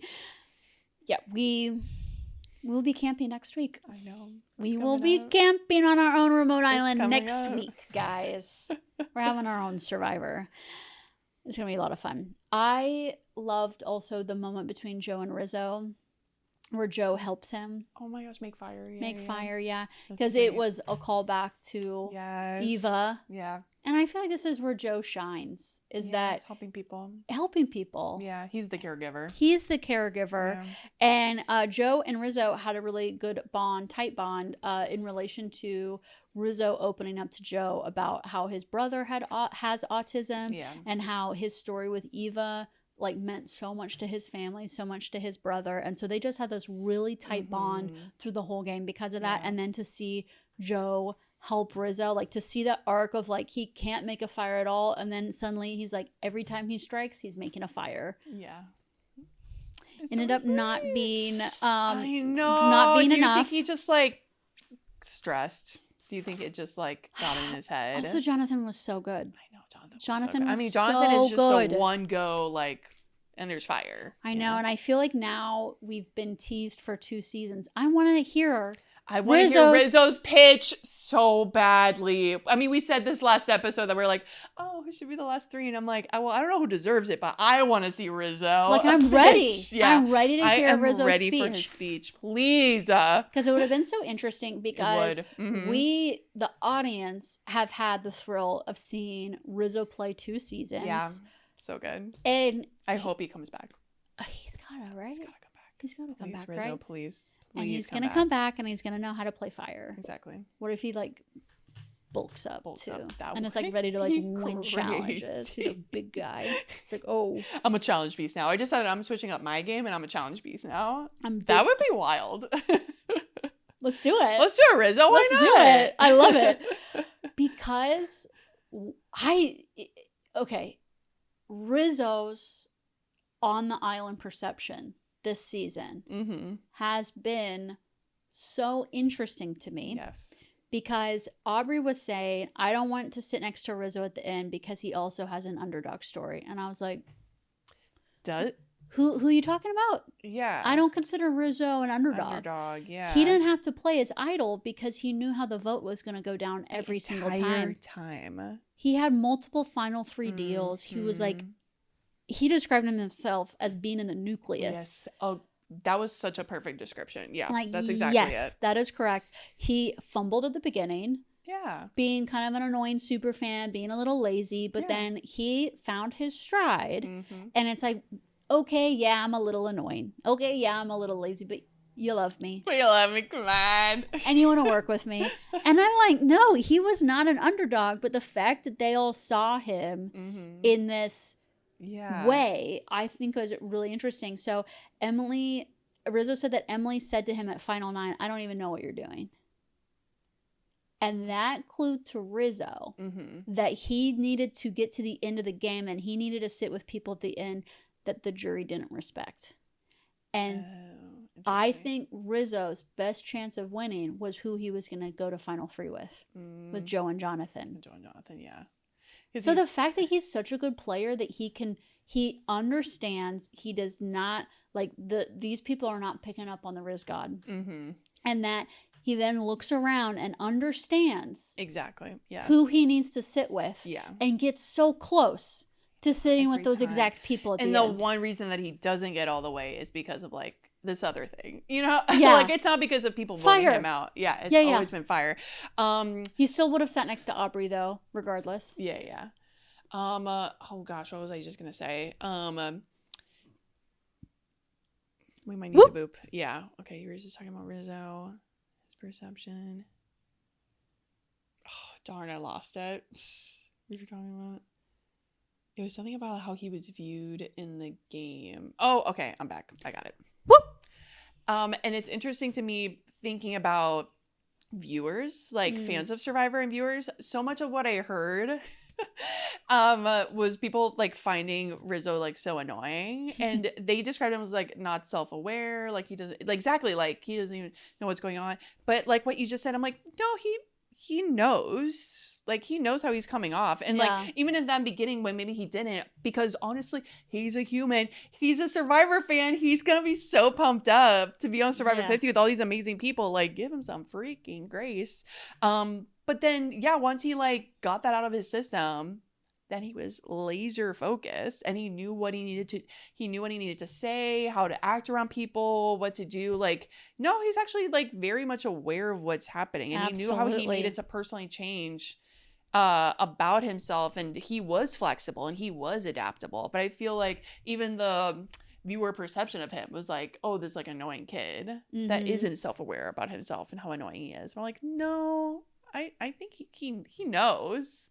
So I think a lot of people are uneasy with seeing someone with self-love that they can't give themselves. Exactly. So like the way they see women as threatening, it's like to see another woman like take all this agency and power and like run with it. Yeah. And maybe you're not doing that in your own life. I don't know if that's actually how I'm trying to phrase it. I understand. Yeah, I understand what you're saying. That, okay. Yeah, it's seen as like I see with Rizzo as something like exactly like he's doing these risks, he's taking these risks, he's playing like a hard game. He is and while he's doing that, he's like has so much confidence in himself. Exactly. I do feel that people are like get the ick from confidence. They do, and they get the ick from someone just like. And when you do look, I think he's seen as cringy. I think he's seen as like cringy and like, but for being like his authentic self, and I think like.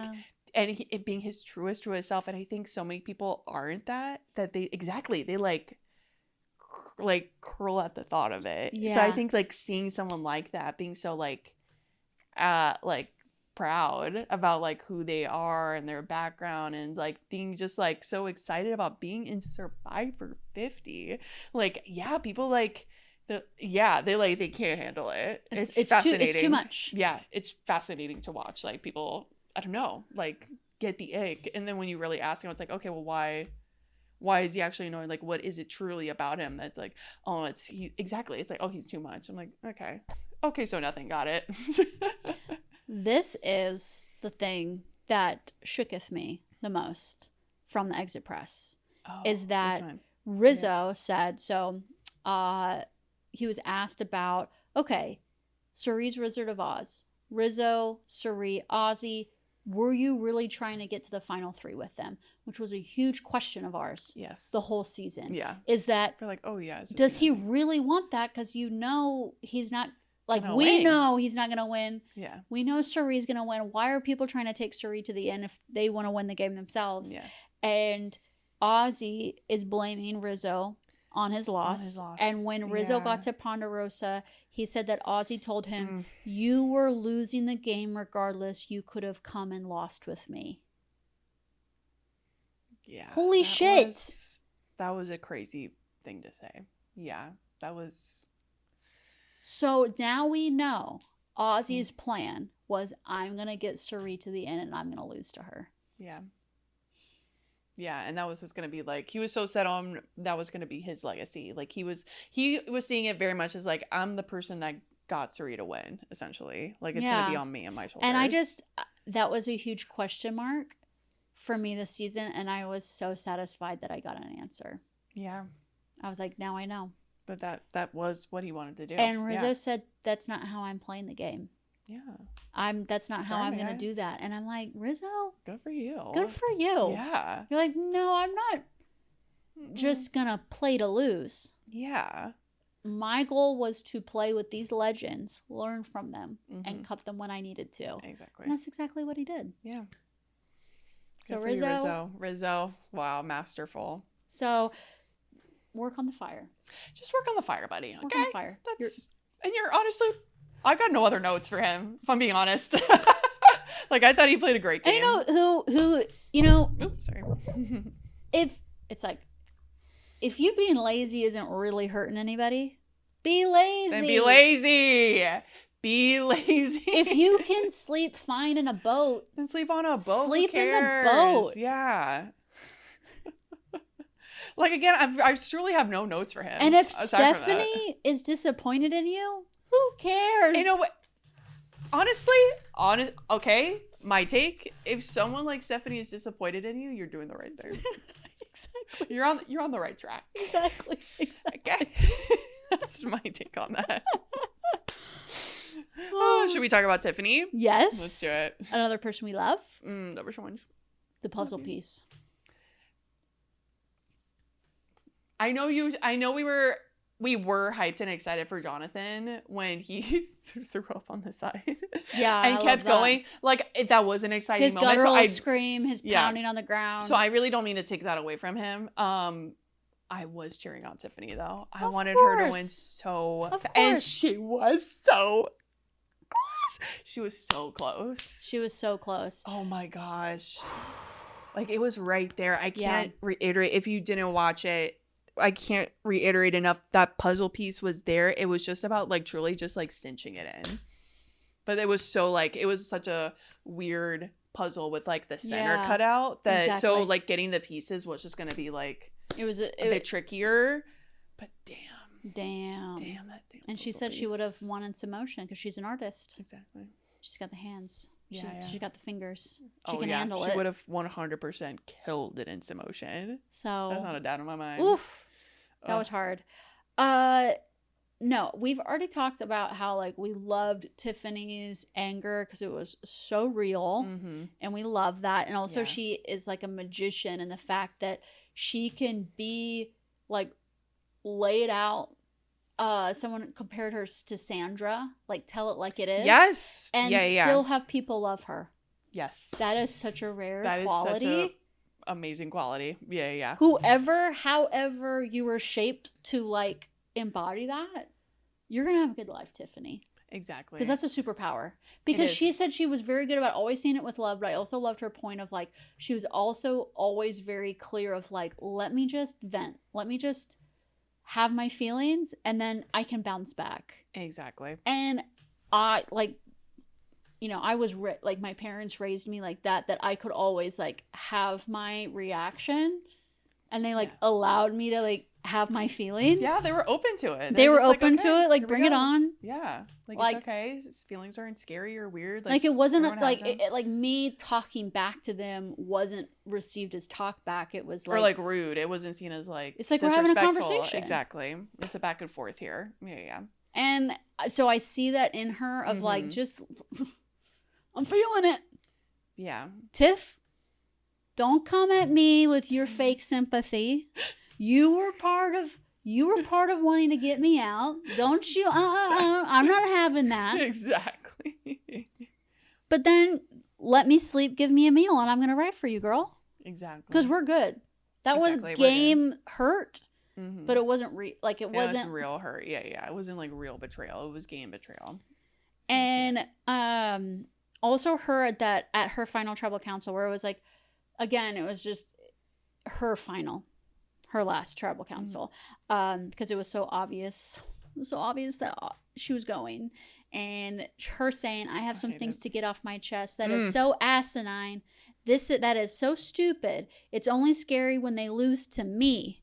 When a guy wins against them, it's just daps and hugs. It's dabs and hugs, and isn't that great? Yep. Also, she said in Exit Press that she would have taken Suri to the end. Oh, 100%. And so I'm like, those two ladies. I bet Suri, in retrospect, is like, oh, I should have dropped Rizzo early to mid-merge, replaced Rizzo with Tiffany, because now you have two people that are ready to lose to you at the end. Fully like, take it. Yeah. They're carrying the throne that you're sitting on. Yeah. Truly. And delivering you. Yeah. To the end of the game. Yeah, to your deliverance. Incredible. It's amazing. Yeah, I was trying to find, sorry I was quiet, I was trying to find this Zora Neale Hurston quote. Ooh, please. That as we're talking about Tiffany, and as you were going on, like we're discussing like exactly how open she is about her emotions, and she's like, I'm not gonna hide this. I'm gonna tell you exactly how I feel right now, and how that shouldn't be taken as like, oh my god, oh so scary, oh my god, oh my, like a woman sharing her feelings, oh my god, scary. It's like no, this is just like exactly, it's an open discussion. It made me think of this quote, which is, and especially that her final tribal council that she was at, if you are silent about your pain, they'll kill you and say you enjoyed it. And that is like so much how I feel about Tiffany, and especially in that final tribal council where she is just like exactly like, I'm going to say how it is and I'm going to tell you. And this feeling that I heard from, I don't know, from viewers being like, oh, I don't know, I don't like how that sounded, like that came off like she was going to lose anyways, like why did she have to like make a thing of it? It's like because she's upset, because she is upset, and like who are we to tell her like, oh, you're getting voted out of Survivor where there's a $2 million prize pot, like why, like why are you grateful? Exactly, like why are you upset? You should be grateful that you're even here.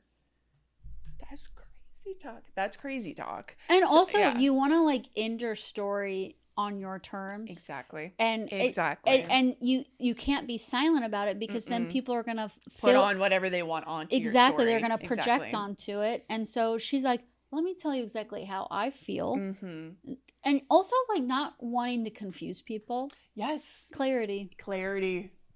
Gorgeous. My note on Tiffany is that I think about this often, LOL. I want her in my zombie apocalypse. 110%. 150%. Yes. 200%. 200%. As crank it up all the way. Yes. So whenever I watch a zombie movie, it like takes over my brain for at least a week. It's just a genre that really gets in there. Have you watched the newest, like 28 Years Later? And, like, you know what? I was on the airplane on my flight home, but I didn't commit. I think I watched Pirates of the Caribbean instead. I was more in that mood. I love that. When we were coming back from where were we coming back from? Spain, India, all of those flights. Yeah. I feel like there were always people in front of me and they were all watching 28 Years Later. So I've seen this movie several times now. I don't know what they were saying, but I've seen it several times on the plane. Yeah, because I'm also really tall, so I saw the scene. So sorry, that was a tangent, but I was just curious if you'd seen it. Well, this is also a tangent, my zombie apocalypse tangent. Whenever I watch a zombie movie, I then start building my team. Yes. About how I'm not dying in the zombie apocalypse. Okay. Actually, I'm going to thrive. Yeah. And I'm going to thrive because of the people by my side. Oh my gosh, I love And this. Tiffany, I have officially recruited you. The zombie apocalypse happens. You need to get right here. Right here to Athens, Georgia. Or I need to find you. Or you need to find you. Yeah, where are you at, Tiffany? We could meet in the middle. Yeah. I'm open to ideas. But like wherever you go, follow you. You know, she's the kind of person that just needs like one like weapon or blade. Oh, 100%. Yeah. Like a butter knife, and then she can. Exactly. Well, and like that final challenge, that machete. Yes. And just got the rope in one go. Yeah, girl. So good. Oh, so good. Which, by the way, just so you know, I'm not planning to survive a zombie apocalypse. I am going to be the person that's like, I'm gone. So don't, it's okay. Save that spot for someone else. Don't put me in that team, because I'm just telling you right now. You know what? I'm only going to talk about who I am recruiting, and I'm not going to mention who I'm not. Because it might feel personal. Well, I'm telling you from me, it's not personal. It's not personal. It's not, because I'm telling you right now, I'm not planning to survive one. I really am not. I'm those old people in the Titanic, you know? No! I'm going down with the ship, and that's okay. Well, I'm okay with that. Okay. Oh my gosh, yeah. My note here is other Survivor miscellaneous stuff. I thought of something that I wanted to add here. Oh, yeah. The loved ones visit. Yes. Oh my gosh, that final. Is that my brother? Is that my brother? Is that my tall ass wife? Is that my tall ass wife? Oh my god, Joe has a tall ass wife. Yeah. I love that. I loved it too. So much. Yeah. I'm like, that's right. That's my tall ass beautiful wife. Also, right there. what was Jonathan's brother wearing? Do you remember? He was wearing wearing those crazy overalls. like a royal blue shirt and red overalls. Yeah, he looked kind of like a looked cartoon character. like a Mario Kart character. Yeah. I think I was on Jonathan's Instagram, and then somehow his brother was tagged into something, and I clicked on his brother's profile, and I think his brother is like a cool eccentric. Okay, I love you know, that. like I need to go down a rabbit hole. An then. artistic mind of sorts, Yeah. but I don't exactly know what his medium is or like what Yes. his joie de vivre is. Maybe his life is his medium. You know, he's one of those. But I'm like, these two brothers. We've got one who like wears. How would you describe Jonathan's fashion wears? sense? Ooh. I'm trying to Like think a of like Frankenstein. it's almost like it's like 90s hippie. It's like the 90s version of like what hippies were. Like what would you I don't want to call Okay, it 90s version it's like of not hippie, Rastafarian, but you know but what I mean? It's like white. all your clothes were ripped apart Mm-hmm. in I don't know, a monster battle. Yes. And then you had to sew them back up. It's a bit like Tim Burton-esque. Yes. A little bit like the stitching, because it's not just stitching, it's like thick stitching. Yeah. You know, it's like it's not just like, oh, it's cut, it's like it's a thick cut, So it's like it's a scar. Jonathan also we're the just striped used pants. We're literally Yeah. we're used to it. We're That's used so to true. his fashion. That's so true. But it's like his brother has got his own other thing going on. Yes. And then we've got Jonathan. I'm obsessed. You're right. They are like two different like art eras. Yeah. Yeah. But they're each actually like quirky. But it's Very exactly quirky. You're so right. We are just so used to watching Jonathan like once a week for the last however many weeks. So we're like, yeah, that's how he dresses. Why? And like that's how his brother dresses. Why? Yeah. Like I bet the people that know are his that are part brother. of his brother's life are like, Yeah, of course he wore that. It's hot out. Of course he's wearing short overalls. because his long red overalls. That would be crazy. That would be too hot. That'd be too hot. In Fiji, that'd be too hot. That's all.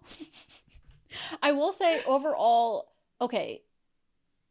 I love the loved ones visit. I felt like it fell a little flat. Yeah. To me, I don't this think it really episode, went anywhere. because this is the big finale episode. We have the live show. Mhm.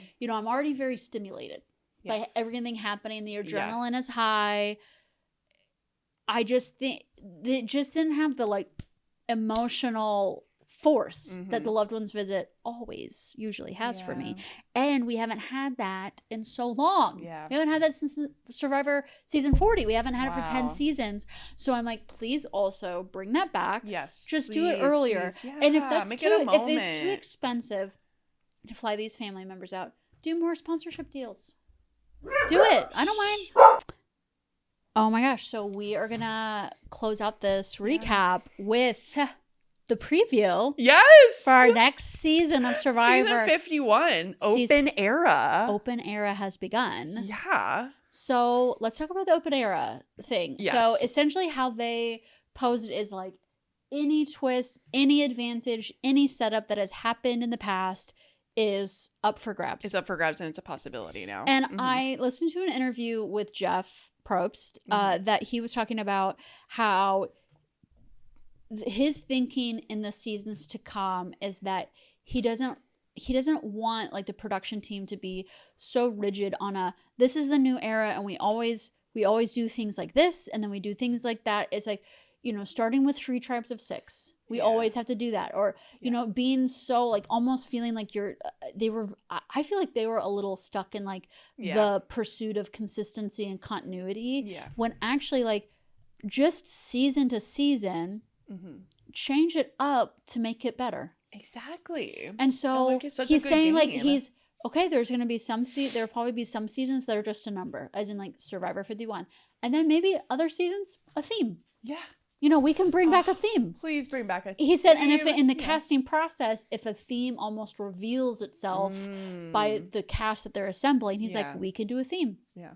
We can we can just try to like, they're just trying not to be, they're trying to like think of how can we make the best show season to season and not be so stuck in like a singular way of thinking, which I'm like, yes, that. And I think that's why what a concept. The thinking of open era.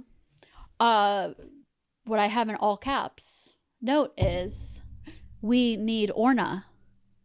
Because open era, navigating open relationships. Oh my God. I was like, what? I'm like, Orna in the game? Orna couples therapy.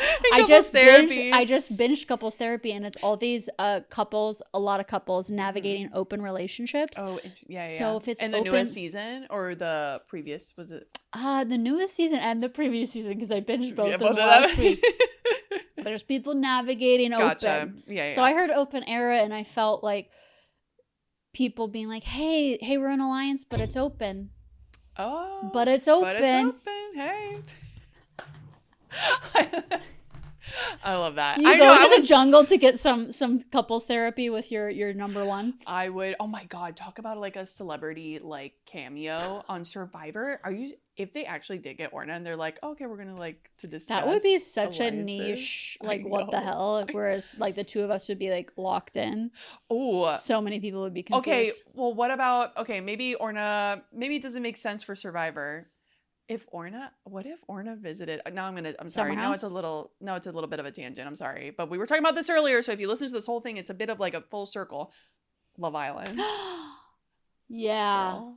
Girl. Because they do receive therapy off camera. Yeah. Why off camera? Off camera. Let's go. Oh, because that's but probably a good human right. Yeah, if they could almost receive couples therapy by Orna on film. Oh my God, that'd be so good. Also, Orna is like so cool. I feel like she would have a we all Love Island, I feel like it's known for its like kind of like she'd have a little outfits. flower in her hair. I feel like because I loved her braids. Yeah, I loved her braids this season. So like I feel like she would have like a cool like crocheted thing. Like she would still be covered up, but it would still look so cool. You know? Yeah. Anyway, that was just but I'm very excited. I am so excited for the new season. It kind of looks like girl, they're doing my least favorite thing. What? Which I think it looks like they're jumping off a boat. Oh, yep. It looks like they're maybe thinking they're going for a photo shoot. And then it's like, we're starting. Because that's what the preview looked like. Like, it's Jeff. Like, they're all, like, running around. They're on a boat. They're all running around him. And it's Jeff being like, and here we go, Survivor 51. That would be crazy if they introduced that again. They have had several seasons where you still jump off a boat, but it's not a you're just wearing what you thought was going to be for a publicity shoot. You're right. Maybe I got too excited. Hey, it's the open era. It's the open era. I think that's maybe why I thought that. Because it's like I think that's maybe why I thought of that. Because it's clips of them jumping off a boat. Worst thing to bring back would be like, and all you can wear is like your bikini. Your tiny ass bikini. Yeah. Or your like dirty underwear and bra. I hate that so much. No. I'm so like past that. I really don't. Like, just give them clothes. Just give them clothes. It's fine. I'm totally okay with that. Yeah, like, it's still tough. Hey, they're still just eating coconut. They're still getting sand on everything. Like, they'll be uncomfortable. Don't you worry. I don't need to see them, like, suffer and, like, also, maybe get sick from it. I personally get grossed out seeing the same pair of dirty underwear that people are wearing for, like, 39 days. It, like, kind of makes me want to throw up a little bit. Yeah. It's not so great. Don't do that to me. It's not great. your loyal fan, don't do that to me. Please. Oh, and another fun thing that was happening while we were watching the preview at the watch party, which is that Anna and I, my girlfriend, we're watching it. We're sitting next to each other, and we both have like this same almost like reaction as we're watching it, where we're both like, "Hey, wait a minute! Oh my God, wait a minute! We know that guy. There's this guy named Brody who does wrestling at Wire Park, and he is in this season. Yes, he's the blonde guy with the mustache. He's from Athens? I don't know if he's from Athens, but I think he's like from Georgia, and he does that the wrestling circuit like in Georgia. What? That's how we saw him. Yes, that's how. So I've seen this guy like wrestle. This cast at Wire is Park. Small world, because I also had a moment. I know. Yeah. Because we see the preview, but then there's blogs and internet things about like kind of the leaked cast, but pretty much I also recognize. Yes. That's why I wanted to tell you like on screen, because I'm like, you're gonna lose it. I know somebody and you know somebody. So I know someone who I went to college with, and we went to all the same parties. Yeah. And I pulled up a photo in our group chat of us at a house as party. Proof, like I know this girl. Arm in arm with each other. Yeah. At a house party. We weren't so super crazy. close, but we knew of each other. Mm-hmm. We were like yeah, like we're just in the same party crowd. It was and now so crazy. she lives in Atlanta. She's a lawyer. We'll discuss more as We'll discuss more, but just a little taste. As a little taste, but I was like, what? I know, that's why when you were saying that, like, oh, I know, like, somebody on this cast, I'm like, oh my god, like, I weirdly kind of know somebody in this cast. Like, teeny tiny world, girl. I know. It's getting closer and closer. I know. Getting closer and closer. Other thing I thought, that opening shot with like the egg. Yes. The hot Jurassic egg. Park, that was giving Jurassic Park for a sec. Well, I've discussed this several times, is that the big ass ball at the Mergatory challenge, where they have to like push the ball and then climb over the ball. Yes. The way that the set like prop design is they like paint in the cracks. Yes. I always think it's an egg. Yes. And then I'm like, what if they think it's the big ball and then the egg cracks open and it's something else? It's and then I don't know, demons from the underworld that are birds like fly out. It's an actual dragon that they then have to slay. Period. The zombie apocalypse, it's at Fiji. Hey, open era. Anything could happen. Anything could happen. We shipped in the zombies. Deal with that now. Deal with it. So I'm just like, give me my, like, please, like, let's crack an egg, like a big egg. Yeah. I would love that. And if I don't get it, you'll be hearing from us. You will be hearing from us because we will be recapping it. We will be recapping Survivor 50. Okay, so we're just excited about everyone. There is one comment that I was like, no thanks. And it's petty. It's stupid on my part. It's silly. So don't take it that seriously. But there was a girl, I called her Poop Girl. Because she like said something about like, oh yeah, blah, blah, blah. I don't mind poop. I don't mind gross stuff. Oh, that's right. I'm like, oh my god, it took me a sec. I blocked that out. I should have rewatched the preview to get the quote. No. I blocked that out of my head. I was staring at you. I said, not again. I said, stop it. Yeah. It's like we had Sage. I loved Sage, but sometimes I was like, honey, like enough. Enough.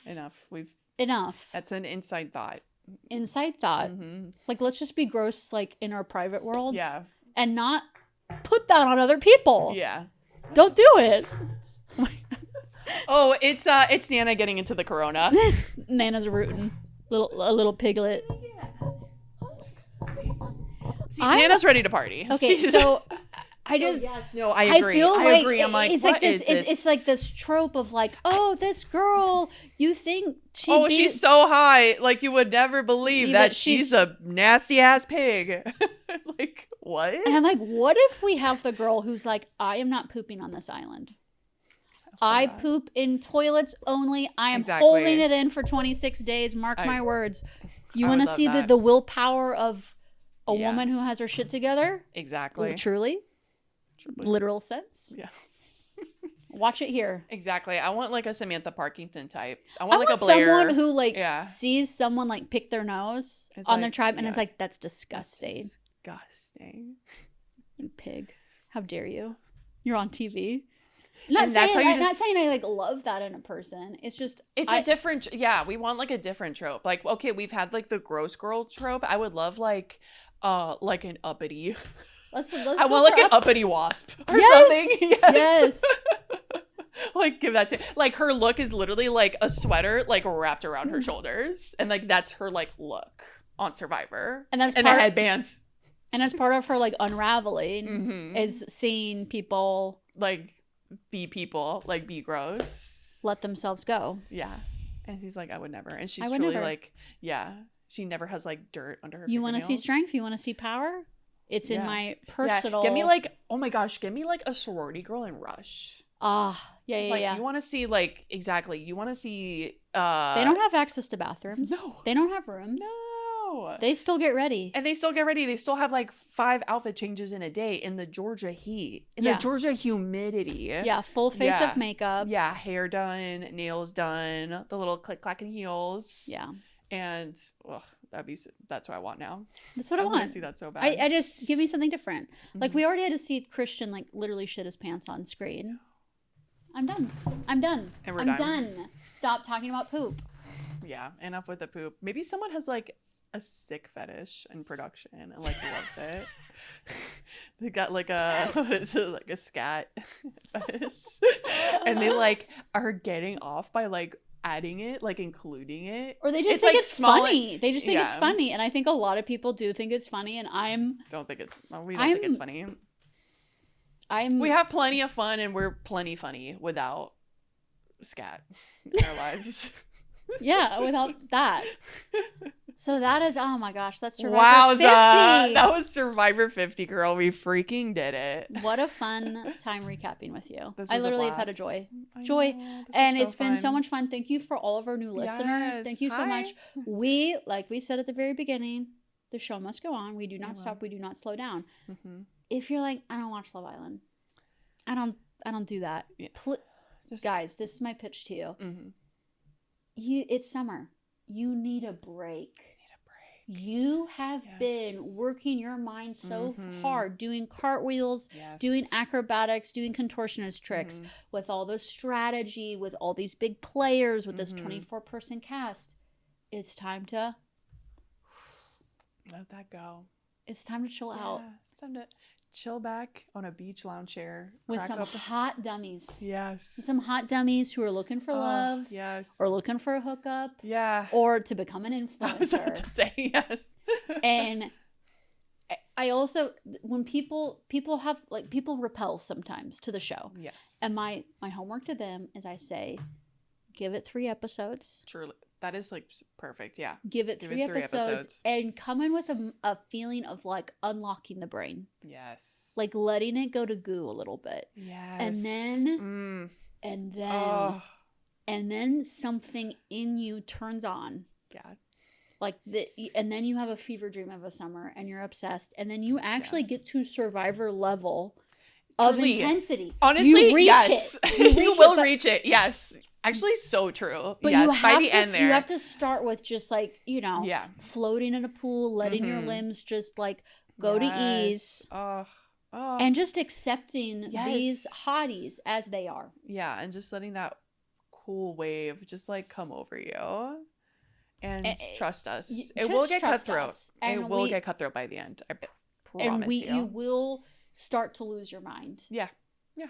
But it's going to be a ride. And it's going to be great. Yeah. I am praying for season 6 summer all over again. That was such a good summer. God, so we are going to be doing some watch parties at Authentic. We're essentially starting our Authentic residency, I feel like. I know. We're going to be doing some reality TV trivia. We'll be doing more Survivor 51 watch parties. So watch this space, subscribe, follow us on Instagram at chaoticgood.pod. Follow us on TikTok at chaoticgoodpod. Subscribe to us on YouTube. If you're on Apple or Spotify, please follow us there. Give us a rating. Why not? Go ahead. Show some love. Yeah. Give us a comment. Show some love. We'd love to hear it. Yeah, 5 stars or else. 5 stars is your option. Yeah. Thank you so much. We work very hard. We work very, very hard. So thank you. And thank you, Nina. And thank you. This is so much fun. I love this. And next time we have a podcast, we're going to be in a new space. I know. And we're going to be building that space. We're going to be coming back from our own islands. I know. Wow. I know. Yeah. All right. That is Chaotic Good. See y'all. Bye.